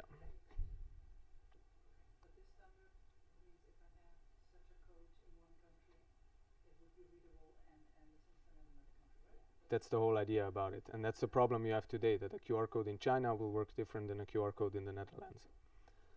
So this is what opens up the gate to provide the data to the consumer. Now, where does blockchain come into play here? So what blockchain enables at its core is collaboration among collaboration and data sharing among companies that don't necessarily trust each other. Because to be able to add information to a QR code, you need to have that information in the first place. And the problem you have today is that companies along the supply chain are not sharing information with each other, because on the one hand, it's not digital yet, that's one problem, but the other problem is that there's a lack of trust and collaboration. And what blockchain can enable in that context is facilitating data sharing among all these companies along the supply chain so that it can be linked to a QR code. And that's how blockchain is relevant here. So if you take these two components, a copy-proof, unique, standardized identifier, and an immutable, decentralized database with multiple parties maintaining it, what you can do is what we call product digital twins. So give a physical product a digital memory, because once you have tagged this product and you have a blockchain layer below it, you can start tracking this product along the entire supply chain and give it what we call the digital memory or the digital twin. So this is why blockchain is relevant to Scantrust, and that's how Scantrust morphed into the blockchain space. So much to the context and the bigger picture. And now to continue, I'll elaborate on a couple of case studies and examples that we have gone through with Scantrust. Yes?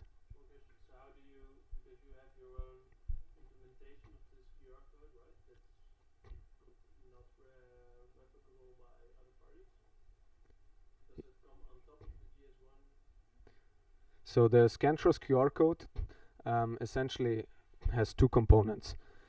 The outer part is a completely normal, standardized, smartphone readable QR code that you can scan even with any type of QR code reader, and I'll show that in a minute.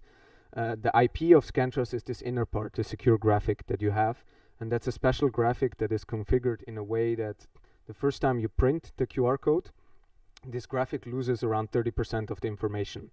Now when you scan it, our backend knows, okay, we're talking about this QR code, and this is the secure graphic that should correspond to it. And then it compares the graphic that you are sending with the original digital graphic. And it knows that the first print has a discrepancy of around 30%. Now if you photograph it and you reprint it, it loses again 30%. So if you then scan it, you have a secure graphic that is going to the backend, which has only like 30% of the information of the digital graphic, and that's how like counterfeits are detected.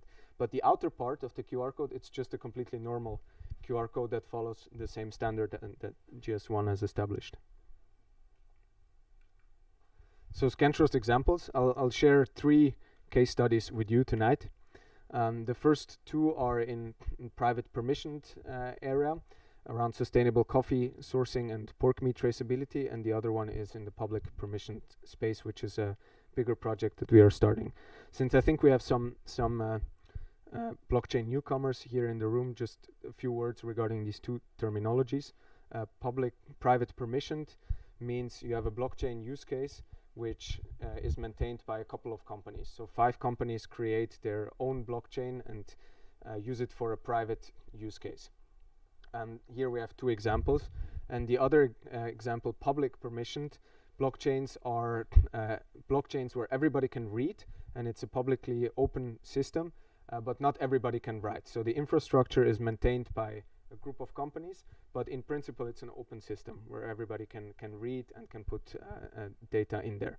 And this is what we are trying to do with GoodChain, and I'll elaborate on that a bit later. So sustainable coffee, that's one of the first use cases that we presented and implemented with Scantrust. It's an existing customer of ours called Cambio Coffee. And what Cambio does is they promise that the coffee they are sourcing is coming directly from farmer cooperatives. And they're promising that it's sustainably sourced. And this is a very big part of their branding. We are sustainable and we're sourcing from cooperatives. So to make that promise even stronger to the customer and verifiable, what they wanted to do is to add traceability information to the coffee so that the consumer can check what farm is the coffee coming from, what certificates does that farm have, etc. And already, let me go back to that in a second. Already today, Cambio is using normal smart labels that the consumer can scan to get additional information. And what we did in that project with them is augmented these smart labels with additional information that is coming from a blockchain. So for that project, we used the Scantrust solution, our QR code solution with the smart packaging backend, and a protocol called Hyperledger Sawtooth, which is a project that got developed by Intel and is essentially a distributed ledger that promises to be more scalable, can process more transactions per second, and is designed for enterprise use cases. It's a project under the Hyperledger umbrella, which is a big open source organization. So to show that use case, actually, I have a live version of it, so I can quickly show it to you. Let's see, ensure that this works.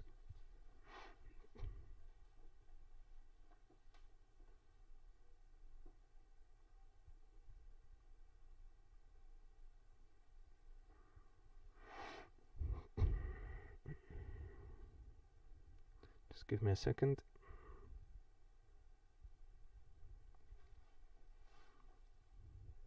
I have one of the coffee labels here, so we can scan it live and then see what happens. Yeah, I don't have the coffee. So you see my iPhone, right? Okay. So I have to quickly put the mic down. So we have one of the Cambio coffee labels here, and oh, it's okay now. Yeah. And I just scanned the QR code, and now it redirects us to the product as itself, and we see the Cambio package.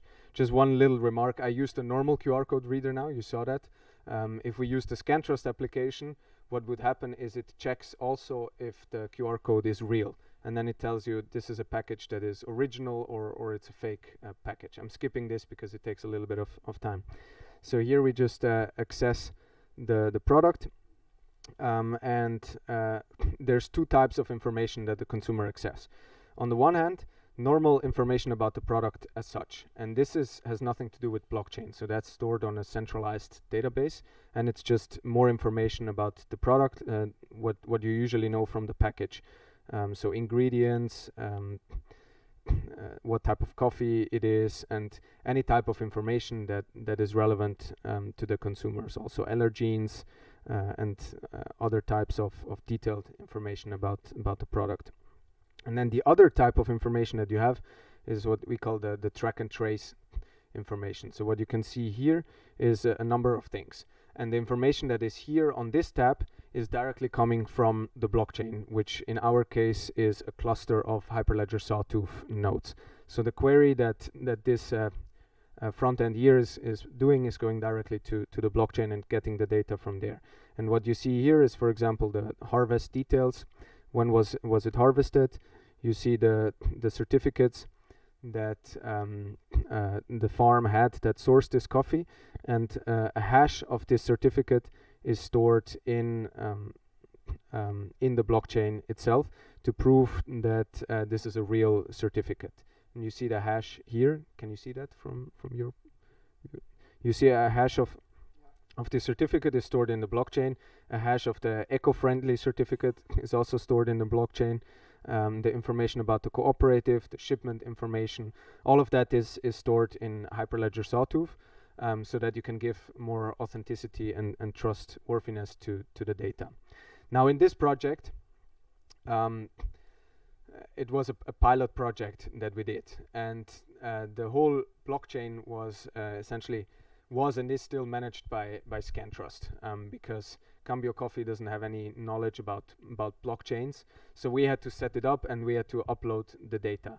And that's why it's still a pilot project. In a real scenario, the blockchain itself is not only managed by Scantrust or by Cambio Coffee, but by all these parties in the supply chain. For example, certification companies, shipping companies, and it's not Scantrust who is taking the data from them and uploading it to the blockchain, but it's them putting the data directly in there. Because us putting in all the data there kind of defeats the purpose of having a blockchain in the first place. So the goal of this is to decentralize it much more along the way and involve other parties that can add information to the blockchain. a lot of things. So buy-in from the relevant parties, digitization. There's a lot of steps that are involved to roll out a full blockchain project in supply chains, because you need to have a couple of parties on board that are willing to host infrastructure and to participate and to upload the information, etc. So it's a bit of a governance effort that you have, because you need kind of like a mini consortium in place of companies that say, yes, we want to do this together.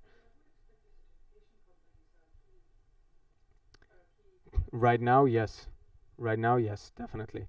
Ideally, we wouldn't want them to be so key in the future, because a farm should directly add information from them into the blockchain. But what we see today is that certification companies are still a required intermediary, because there is no way otherwise that you can get information about farms and their sustainability today. So you need to rely on, and these are like what we discussed before. The certification companies are our oracle in that example. They provide a certificate, this is a sustainable farm, and we have to trust the certification company that it's true what they are telling us. Yeah. So, I'm not sure, so it says this package has been scanned 12 times? Yes.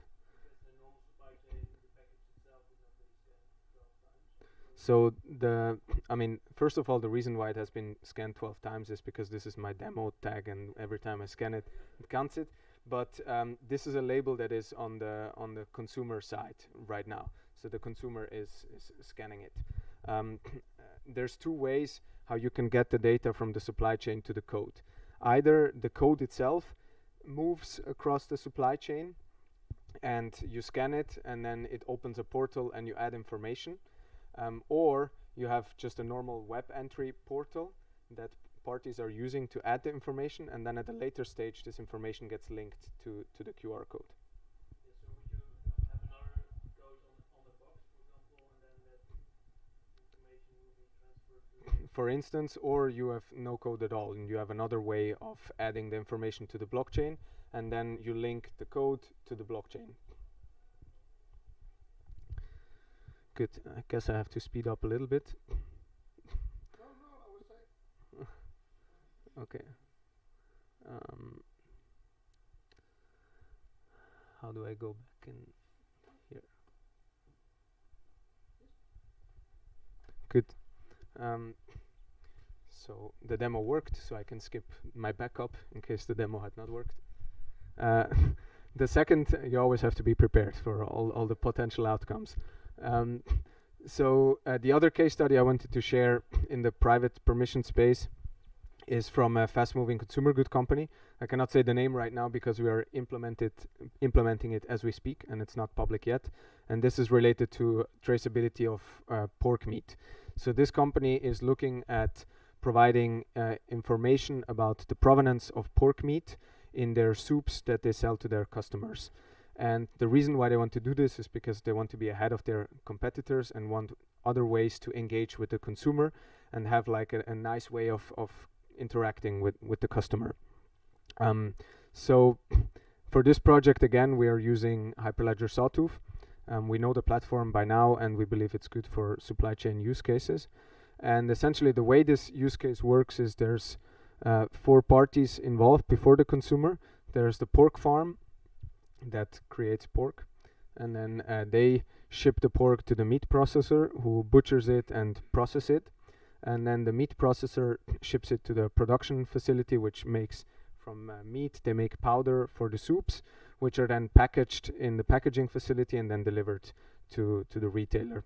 And we're tracking information from all these parties here, from the pork farm to the consumer. So there's information on what farm does the pork coming from, who was the person in charge of the porks, what was the shipment date to the meat processor, when was it slaughtered, when was that batch of slaughtered pigs delivered to the production facility and transformed into powder, and when was it packaged. And all that information is available to the consumer as an audit trail. And so he can again scan a code in the shop, and then he can see the journey here: farming, at, processed, mixed, packaged, and then scanned. Now in this example again, initially in the project, our vision and also the vision of our customer was that each of these parties has a local blockchain node and can directly upload the information there.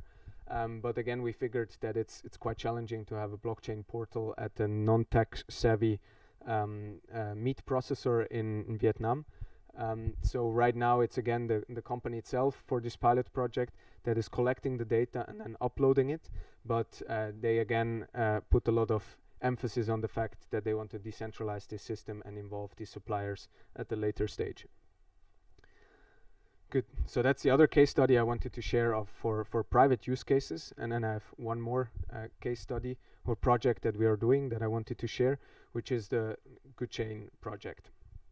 So GoodChain is a separate entity that we have founded as Scantrust. It's a non-profit foundation, and it's a project that we started, and it kind of collects all the learnings that we've had with Scantrust along the way. And what we have seen so far is both of the projects I mentioned have a couple of components in common. On the one hand, it's related to product transparency, so giving consumer more information about the history of the product. Then it's related to consumer engagement, so having ways to interact with the consumer. And it's in some way also related to social impact and sustainability, because brand owners are trying to show, hey, my pork is sourced sustainably. And we realized that these three topics are a very important topic for a lot of brand owners today: social impact, consumer engagement, and product transparency.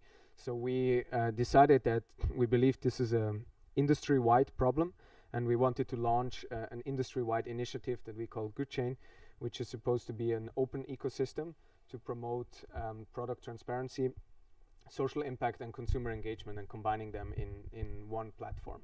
And I'll elaborate on how this works specifically. So we saw an opportunity to combine these three topics together. And how does that system work in practice? So the way we envision GoodChain to work is with a campaign-based system that works in the following way. So a brand can decide to support a cause. For example, Unilever decides they want to support sustainable agriculture or clean drinking water in Africa. And then they pledge a certain amount of money to that cause, for example, $100,000, and they link this money to physical products. So they mint 1,000 QR codes or NFC tags or whatever, and they put it on physical products. And then consumers in the shop can start engaging with these products, scanning the codes, and they can earn points. Yeah, we call them impact points, that they themselves can choose to donate to a specific cause. By scanning the product, they access more information on the product itself, about its history, and on the other angle, they get empowered to be able to contribute to the cause that the brand owner is supporting, because only if they donate the points, there will be a money transfer by the brand owner to this cause.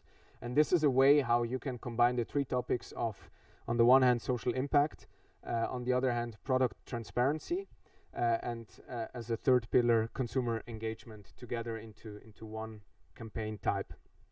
And this is how we envision GoodChain to work, and we believe that this is, jump to this one, this is best done not as an effort by Scantrust as a company, but it should be an open ecosystem that consists of many solution providers with unique identifiers, many brand owners that launch campaigns, and many NGOs and good causes that are part of it. And here we are trying to follow the model of other blockchain industry consortia that have formed, for example, the Energy Web Foundation. It's a shared infrastructure for blockchain in the energy industry. Mobi is a shared consortium for automotive use cases in blockchain, and we envision GoodChain to be an industry initiative for consumer goods projects that promote product transparency and social impact. So where does blockchain come into play here? It's mainly on two areas. On the one hand, it's tracking data flows in two directions. So first, tracking information about the product history that I mentioned before, and then also tracking information on the impact that causes have generated. Because what we want to enable is, once a consumer has donated his points, the cause that he's supporting receives money, generates impact, like plants trees, etc., and reports back this impact also to the blockchain, which the consumer can then access via the QR code and keep on tracking the progress of what is happening. And the other area where blockchain comes into play is to track financial flows. So once a donation is made, today you have the problem that it's an intransparent process and you don't know where your money is going. But if you use, for example, cryptocurrency, you have a lot more transparency and you can track that the money is actually going where it's supposed to go. So to conclude, I have again a very small, short demo on the good chain concept, very, very simple. But to make this a bit more tangible, we did a campaign at a conference last year that is like our small little good chain demo. I'll go back to my infrastructure here.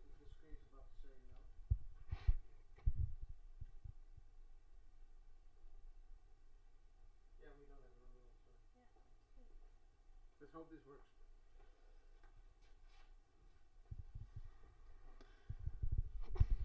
So what we have done is we have created these good chain labels that you see on there, and they are like a label you can stick on a physical product, and it's linked to a partnership we have with an NGO in Africa that is promoting sustainable agriculture by helping farmers to plant trees strategically in a way that it enables the ground to be more fertile, so that the ground erosion is not as bad as it is today.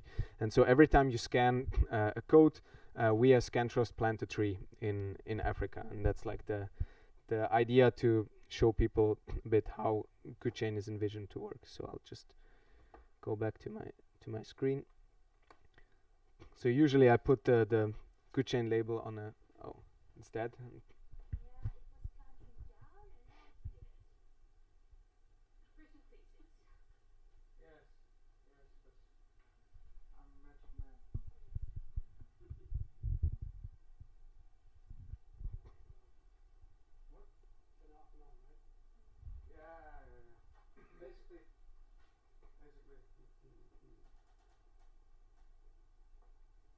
Okay, it's back.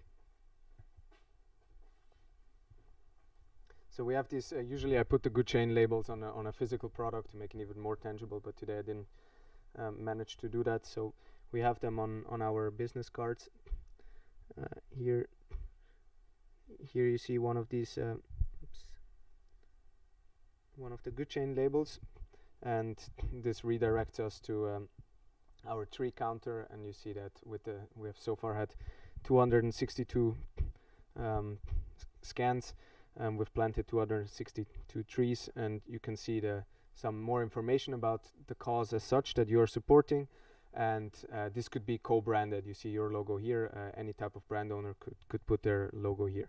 Now this is a highly simplified version of how such a cause would work. In a real setting, we envision this to be much more elaborate. So first of all, the consumer can access more information, like in the Cambio Coffee project, on the provenance history of the project, and then he can see more information on the cause, and he gets points into his wallet that you would see here on the interface as well, and he can choose to actively donate to the cause, and only then will the tree be planted, not automatically by scanning it, because it's important to empower the consumer to take his own decision. So that was the good chain demo, and I'm almost done. I have one small example also from we participated in one of the in a big hackathon last year, where we implemented this use case. Here you can see that you have a Thai green curry that you can scan, and then you see more product information. You see parts of the journey, and then you can earn impact points, which you can choose to donate to a water project in Uganda. So that's the whole concept. So yeah, that's it from the good chain side. One very last thing I wanted to mention is we as good chain, we will probably be participating in the Odyssey hackathon in the Netherlands, in the food chain track deep dive. So for everybody who's interested in that, I think Marike was there as well. It's a very cool hackathon with a track specifically for food value chain and blockchain. So you might want to look into that. That's it from my side.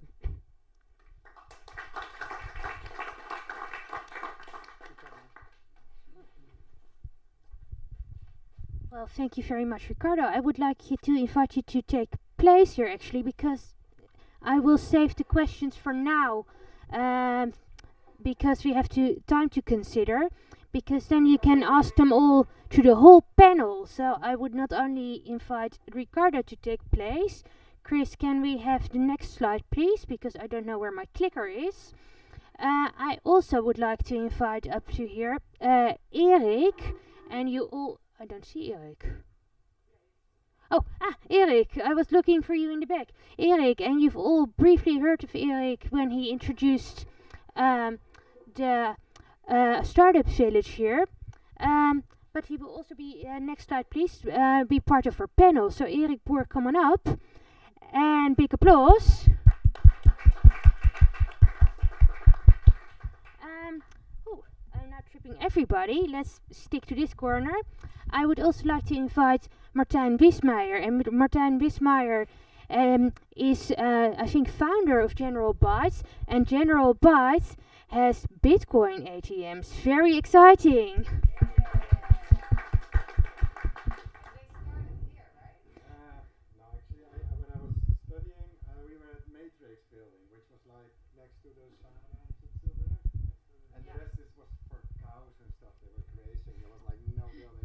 Yeah, holy tech grounds. Also a holy agri-food ground apparently. And our final panelist is Thomas van Hasselt from Tradin Organic. Big applause. So I'm clapping like a seal. So, panelists, I'm going to give the mic around so you can quickly give some first impressions on this case before I and the public are going to ask you some questions. So, tracking and tracing, what do you think of this solution? Well, first of all, thanks a lot for having me over here. I've been working in the grain trade business for the last 12 years. In the last 6 years, I've been involved in trading organic certified nuts, seeds and grains at one of the largest suppliers of organic food. What I think is the whole blockchain concept. There are two parties that are really benefiting of this. This is the farmer and the consumer. Everything in between, they try sometimes. In general, they thrive by keeping it a little bit gray. You know, as a trader, I wanted to buy cheap and sell high, and I didn't want my consumer to find out where I bought the product. Now, the world is changing. Consumers are demanding more. Farmers are demanding more, and I think that's very that's a good development. And I really believe in transparency. That's also one of the reasons why I am here, because transparency is the only way you can actually make the world a better place, I believe. So I think what you guys are doing is very good, but I think we have to realize that the consumer is in favor, the farmer is in favor, and everything in between is maybe not so in favor as we all are, you know. And I think that's what we should always realize. And the big challenge is to create incentives also inside that whole big chain, which is a big black box for a lot of people, I believe. So yeah, that's just what I wanted to share. Thanks. I think we could skip you for now if you don't mind. We will get back to you for sure, because I can believe there's many questions. Martijn. Thank you. My name is Martijn. I'm not the founder. I have to correct you. Founder is Karel Kijowski. He founded General Bytes back in 2013. But I've always been busy with digital money. I think it was a nice application of blockchain technology. I haven't used it for supply chain tracking that much. We did do some prototypes.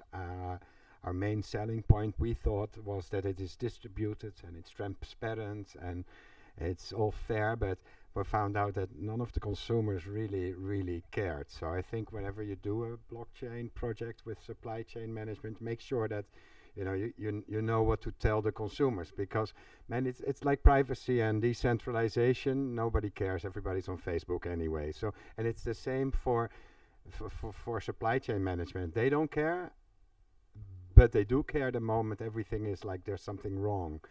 then only then they care. So I think anybody doing anything with supply chain management should just make sure that they tell the consumer to check. Like for example, I'm really like totally addicted to purchasing Chinese products on the internet. Every day I purchase something. And many of them, they come with like a QR code, and you just scratch that off, and then you go to the website of the manufacturer, and then you can type the code. It's always a bit of a lengthy code because the QR code never scans, because there's like all this scratch layer left. But then once you enter the code, you can see, the e-cigarette you purchase is real. It's not a fake. But there is a risk there. If somebody doesn't check that code, there might be duplicate codes. So there's all these ways how people would be able to game the system. And in many cases, people do care if it's like health related or safety related. So I think, this is where if you do some project with blockchain and supply chain, make sure it's like safety and health and transparency and fair price. There's all, just find out what makes your consumer tick. Also, I think for investment wise, most investors don't look at anything beyond 5 years, because after 5 years, many of the KPIs they change, so you can't really see if something will be successful beyond 5 years. So, work on the short term and grow from there. That's my. Erik, your turn. Well, I'm more on the business education side. I'm not a technology expert. My interest in blockchain technology and supporting students and the university to develop new projects out of this is from the startup community. We've seen, is it 5-6 years ago, when the first people came to me with a machine learning startup, and they had to explain me what machine learning is, because I didn't know. Now I can tell. The same is for blockchain. Blockchain was even more difficult for me to grasp. It requires a different way of thinking, in a way. We had a discussion over it in the break. And now I see the first projects and startups in blockchain coming up. We had Unchain and Cargo Ledger and some others that don't exist anymore. So I take it up my responsibility to provide space here for students and PhDs who want to experiment with blockchain project to really come here and profit from a network of experts and people who are experienced in it. And hopefully in the university master programs there will be more space for teaching about blockchain, so that the knowledge about blockchain will grow, and the let's say awareness and thinking about it will grow. You see very slowly from the crypto people, some people at CWI slowly forming groups around blockchain research, but it goes slow, but it certainly will come. So that's from my perspective, and the reason why I'm in it, because I see it coming and I see more and more students interested in it. So we'd like to facilitate that. Great. Well, before I open up the room for questions, I have a question myself, because I'm very excited to hear about the GoodChain project. And currently, lots of blockchain projects for food are, of course, private blockchain. How do you feel about public blockchain as the future of blockchain for good? And I think I'm going to start off with Ricardo and then going to pass all of you. So the question is? Public blockchain, the future for blockchain for food. Okay. That's a good question. So I think I'll have to elaborate here a little bit. I think as such, whether you choose a private or a public blockchain depends a lot on the use case and the problem you're trying to solve. I usually tend to group blockchains in 3 categories: private permissioned, public permissioned, and public permissionless. So private permission is what we have here, public permissioned is the Energy Web Foundation, and public permissionless is Ethereum and Bitcoin. For blockchain for food, I would see that as a public permissioned industry blockchain. What I've learned so far is private permissioned use cases usually solve a very, very specific problem. So it's a group of companies that have a closed system. They don't want anyone to be part of that. Public permissionless blockchains are extremely generic. Like Ethereum, it's a platform you use to develop decentralized applications, whether be it in food, in banking, etc. And then there is this layer in between, which are public permissioned blockchains that I have seen this as being evolving as a category that are industry blockchains. So these are open systems, but they solve a very, very specific problem. And the Energy Web Foundation is a very good example here. It's a blockchain that it's a fork of Ethereum, so the Ethereum code base got taken and then modified and adjusted to solve problems of the energy industry. And it's a consortium of 100 energy companies that are maintaining it. And I would see this type of system to be very useful for the food space. So industry-wide public but permissioned blockchain that serves the specific needs of the food industry. I don't believe that we will see complete public permissionless blockchains be used for food, because I believe the real use cases for public and permissionless blockchains like Ethereum are like the very disruptive use case, like a decentralized Facebook that is not controlled by anyone, or digital cash like Bitcoin, or very, very futuristic things. If you look at food, there's very specific requirements that the blockchain needs to be able to fulfill that public permissionless blockchains most likely won't be able to fulfill right now. Of course, I'm going to ask Martijn for input as the Bitcoin expert of today. Do you agree here? Not entirely. I think every blockchain should be permissionless and open. In most cases, and all of those private distributed ledgers might as well use a database in most cases, but that's my personal opinion. We did some logistics supply chain tracking with using the Litecoin network. Why Litecoin? Because it's cheap, nobody uses it. So that meant that it was very inexpensive to tag products on the blockchain. It sounds like really complicated, but if you think of every pair of shoes or sneakers gets a wallet at the factory, by Litecoin wallet in this case. It's a public blockchain and permissionless, but everyone just spends a little bit of tokens to that wallet. So the moment it passes through, say, the distributor, leaves the factory through the distributor, retailers, everybody can add their tag. So this way, you give every product a wallet, basically, and as long as its transactions are cheap and plentiful, there's no reason, I think, why you shouldn't use a public blockchain. In your example, it's gone now, but in your example you had, like, when people scan the code, they go to a website, which is like hosted by you. It's not IPFS or decentralized, so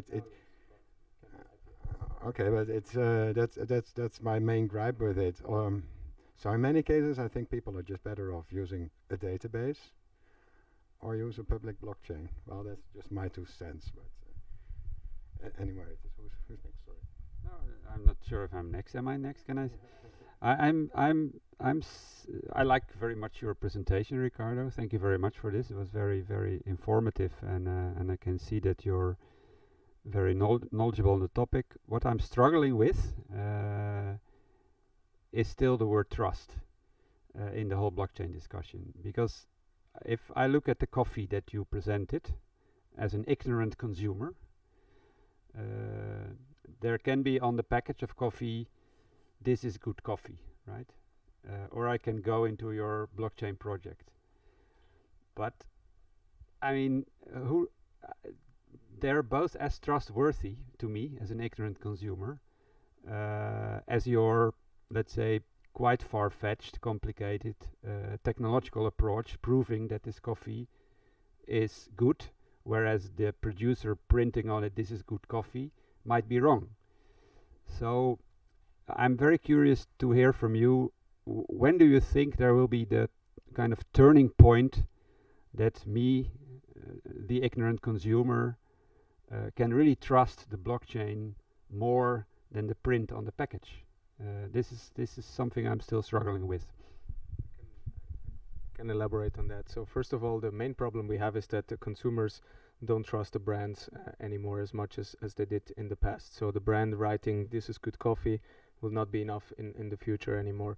The point when a consumer will be able to get the trust from the blockchain is when it becomes extremely easy for a consumer to verify information directly on the blockchain as such.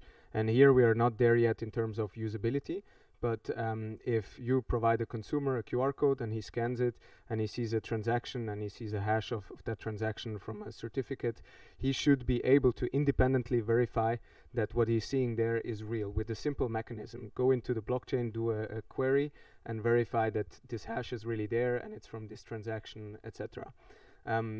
Right now, no consumer will ever be able to do that because he would have to install whatever type of software on his computer, and he will never do that in a shop.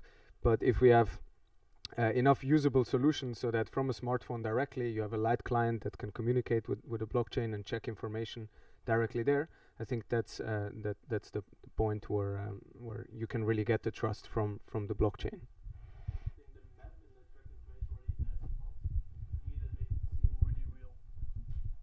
Yeah, we tried to use the mic because live stream, but if the map adds a lot, it's track and trace. And maybe I'm not going to ask Erik, but I'm going to ask Thomas actually.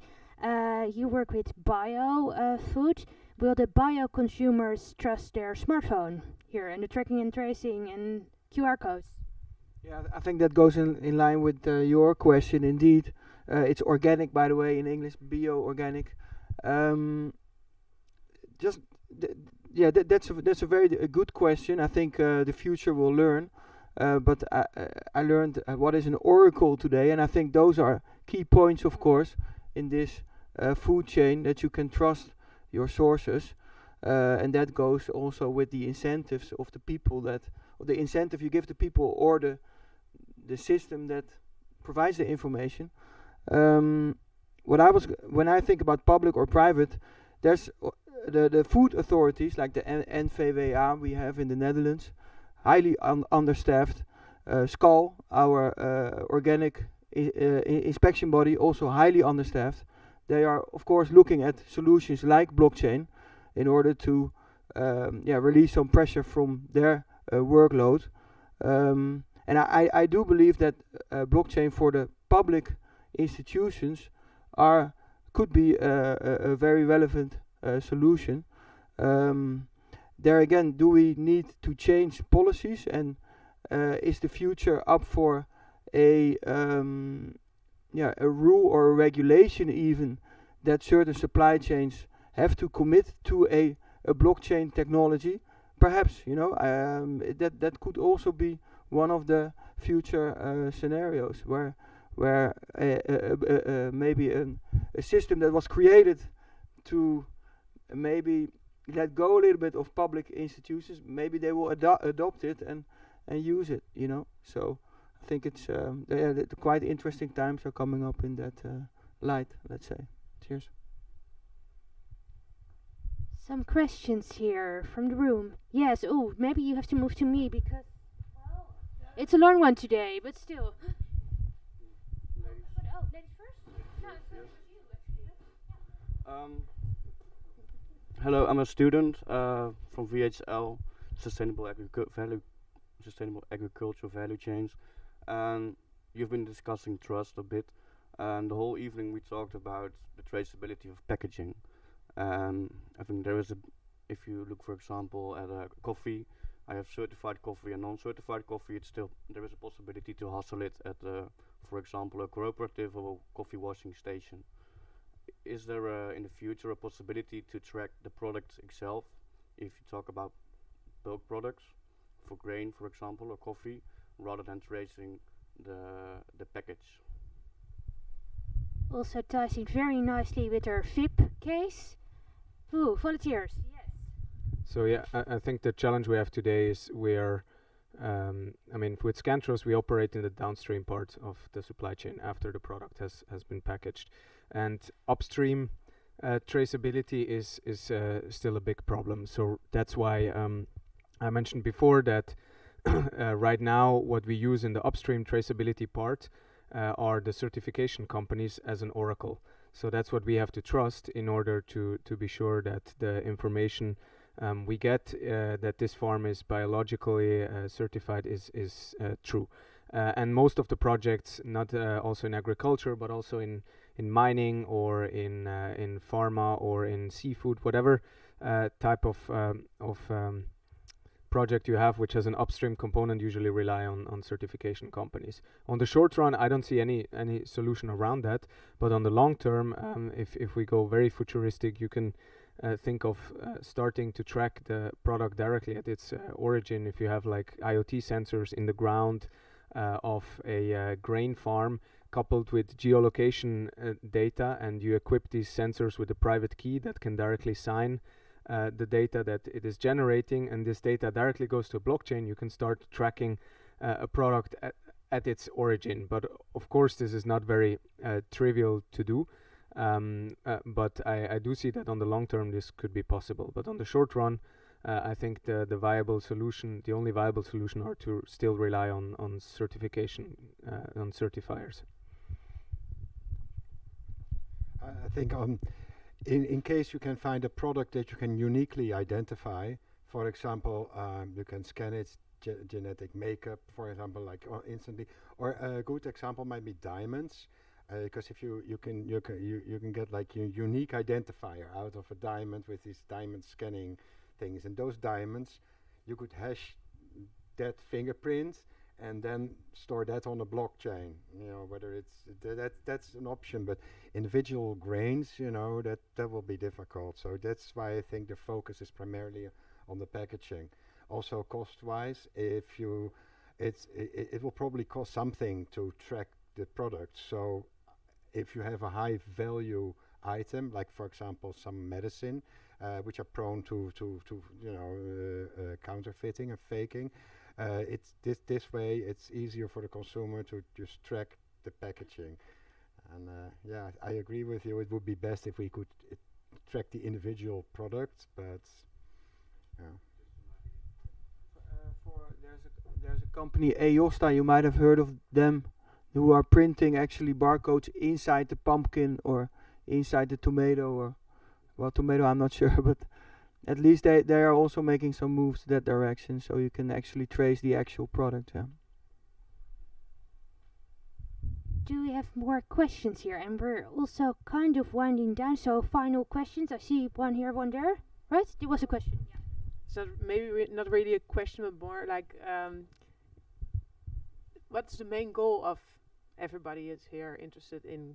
Like, we want better food, right? The quality of food has to get up. So I think the things that you are mentioning, like Thomas started with it, I think, like you have to keep in mind that not all the companies want to adopt this kind of ideas, but I think it has to be the goal that we make a system that works like that, so that companies that maybe don't want to work that way, they just,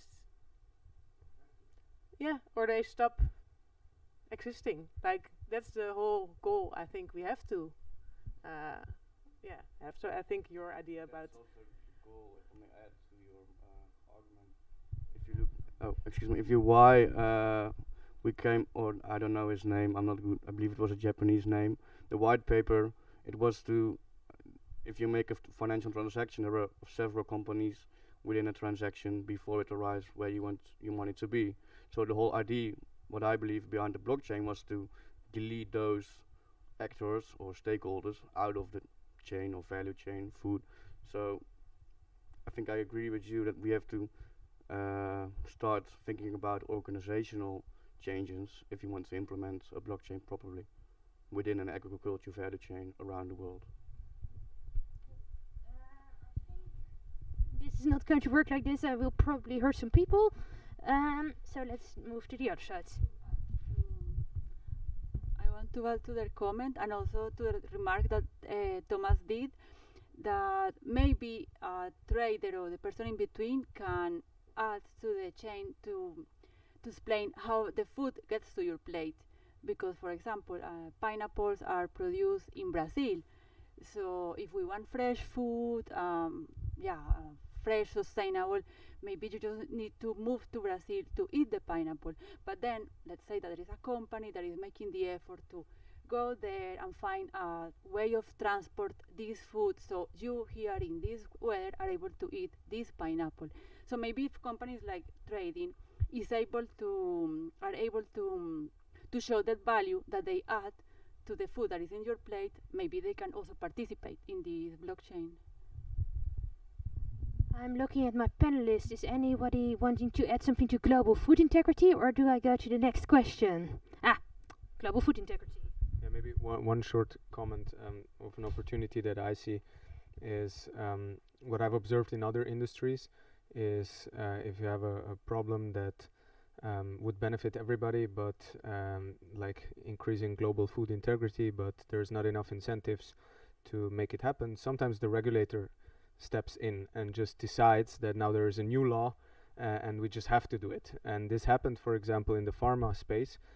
Just this year there was a new law that came into place to fight drug counterfeit, which forces pharma companies to prove at the unit level that this is a real pharmaceutical. And what this has caused is that many pharma companies are now rushing into blockchain because they realize that this is a solution that can help them at identifying the individual pharma package on a unit level and track it. And so maybe there will be a regulator, whatever body it may be, that decides that food integrity is important and starts enforcing that by law.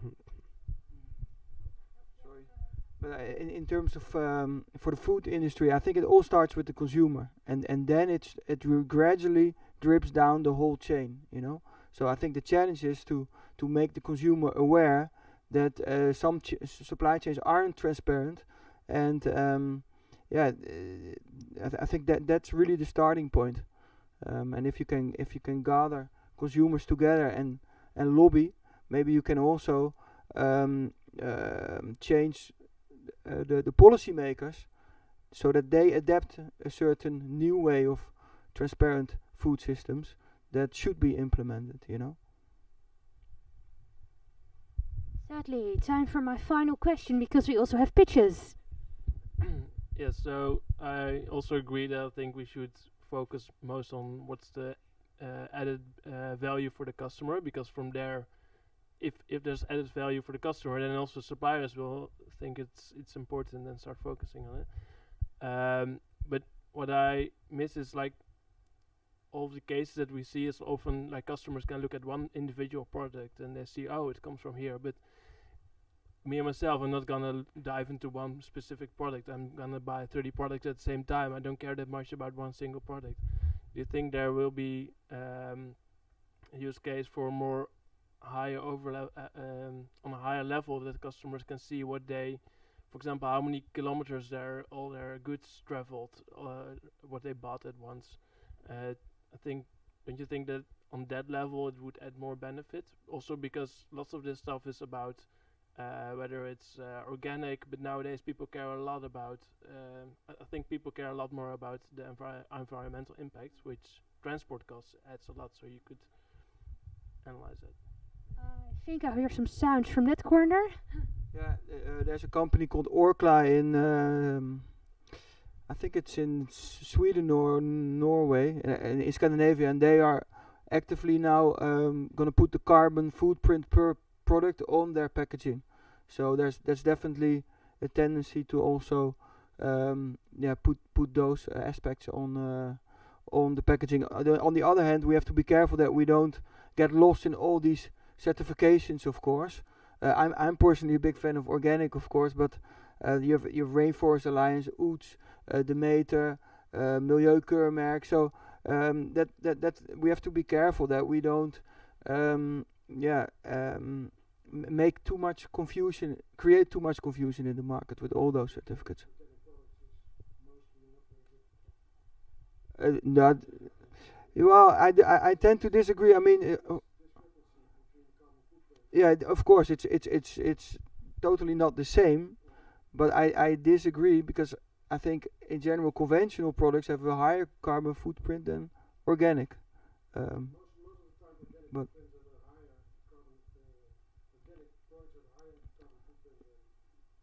well, maybe we can take that one offline. I agree that organic products usually come from farther away, but on the other hand, organic is I'm going to, because of time, going to ask you to take that up afterwards and have a lovely one-on-one discussion, maybe with some spectators, because we have to wrap up this panel. And also, last point, certification is maybe an interesting one. Maybe for closing remarks, is Scantrust going to replace certification? No. That's a short answer. Because we still need to rely on certification companies. So a QR code doesn't replace a certification. It is a way of adding to the trustworthiness and availability of certificates to an end consumer, but it's not a replacement for a certificate, because we as Scantrust will not put our boots on and go in a farm and start checking farms and then put that information behind the QR code. Well, panelists, thank you all very much. Can I have a big applause for my panelists?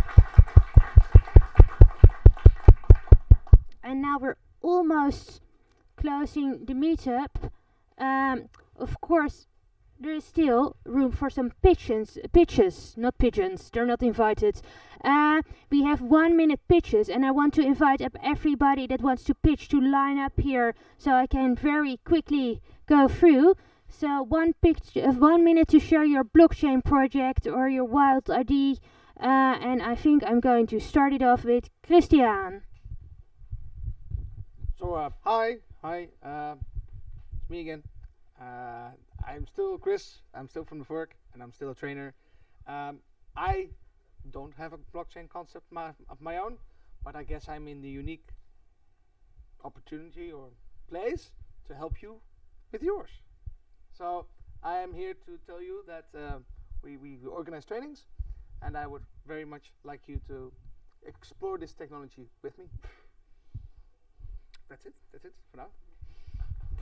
Thank you.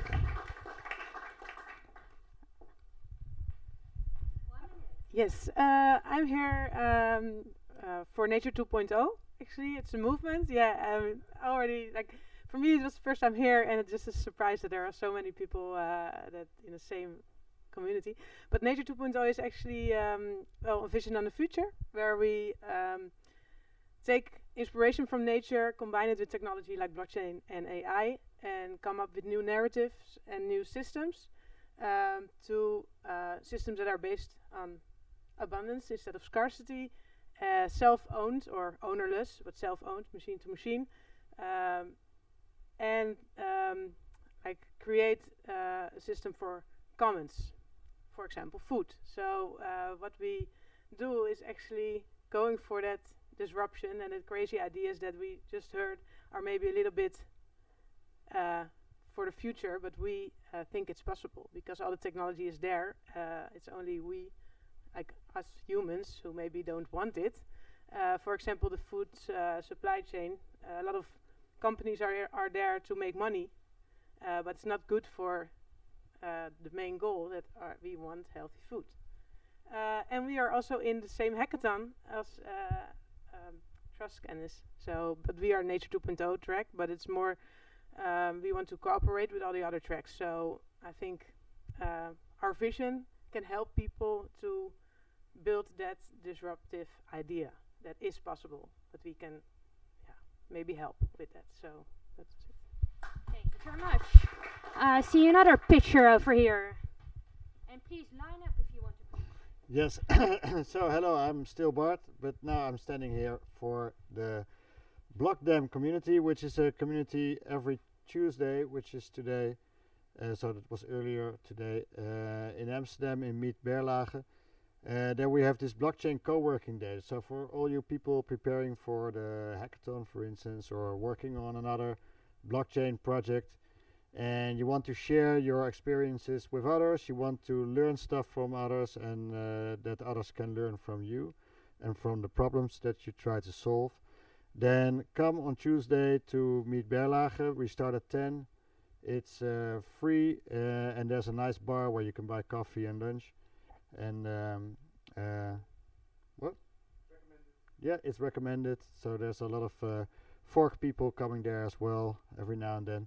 So feel welcome and join us. Hope to see you next time.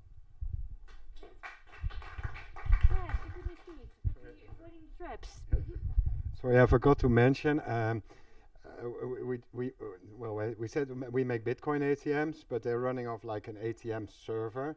The server, for the more technically inclined, exposes an API. You can also use this API if you create like a supply chain tracking project. You can use the same API to sign stuff on the blockchain, whatever the blockchain is. There's 40 blockchains currently supported. So you know, it might make it a little bit less complicated to start working on your project this way. If you want more info, just let me know.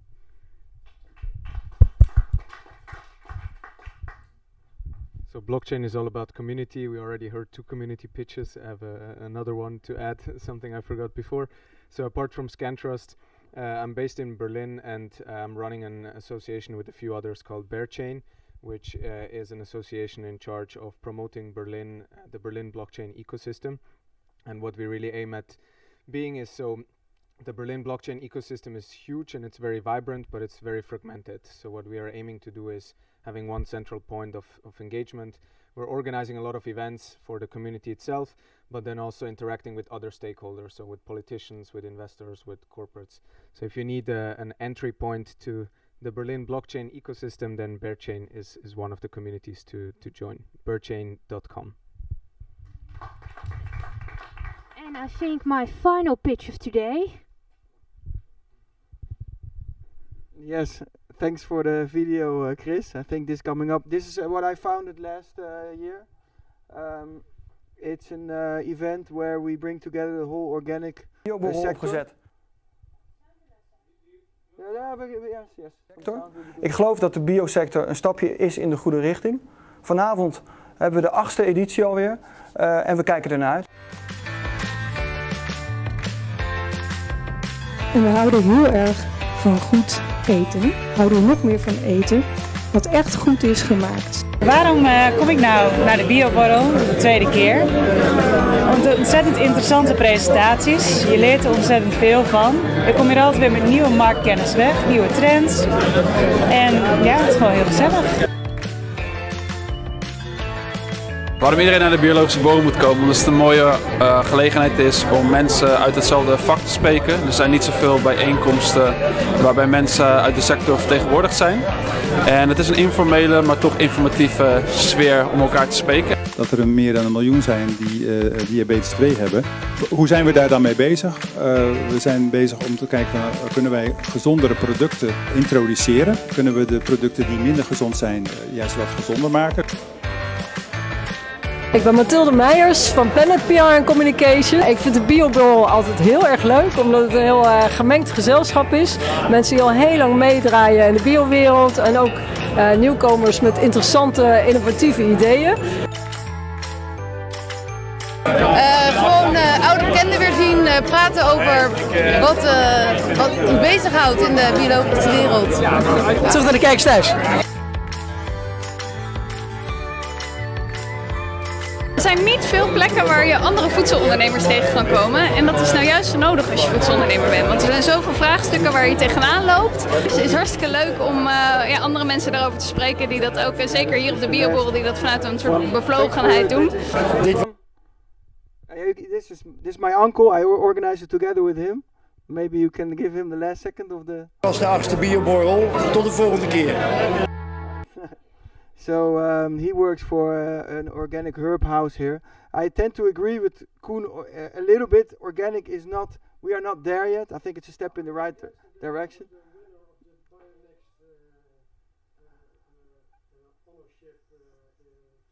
Oh right, look at that. Ah, very good, very good. And critical, I think. Exactly, exactly. No, 100%.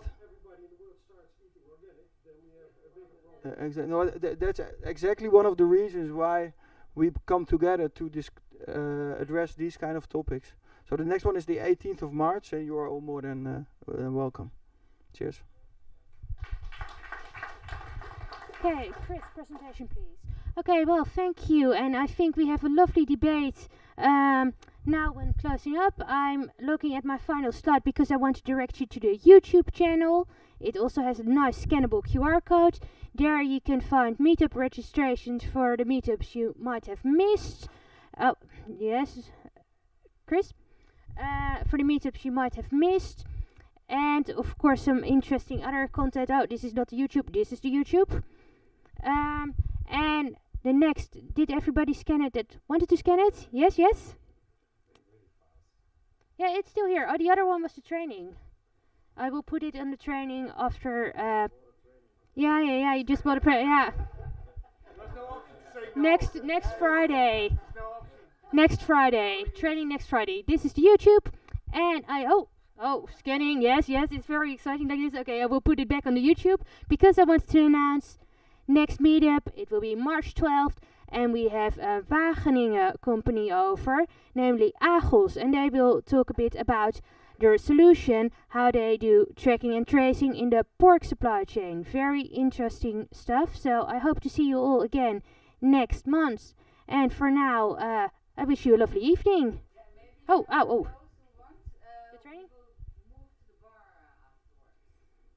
Yeah, there is a Polder bar still open. What's it called again? Polder? Yeah, Polder. It's called Polder. So, meet Marike in Polder. And have a lovely evening.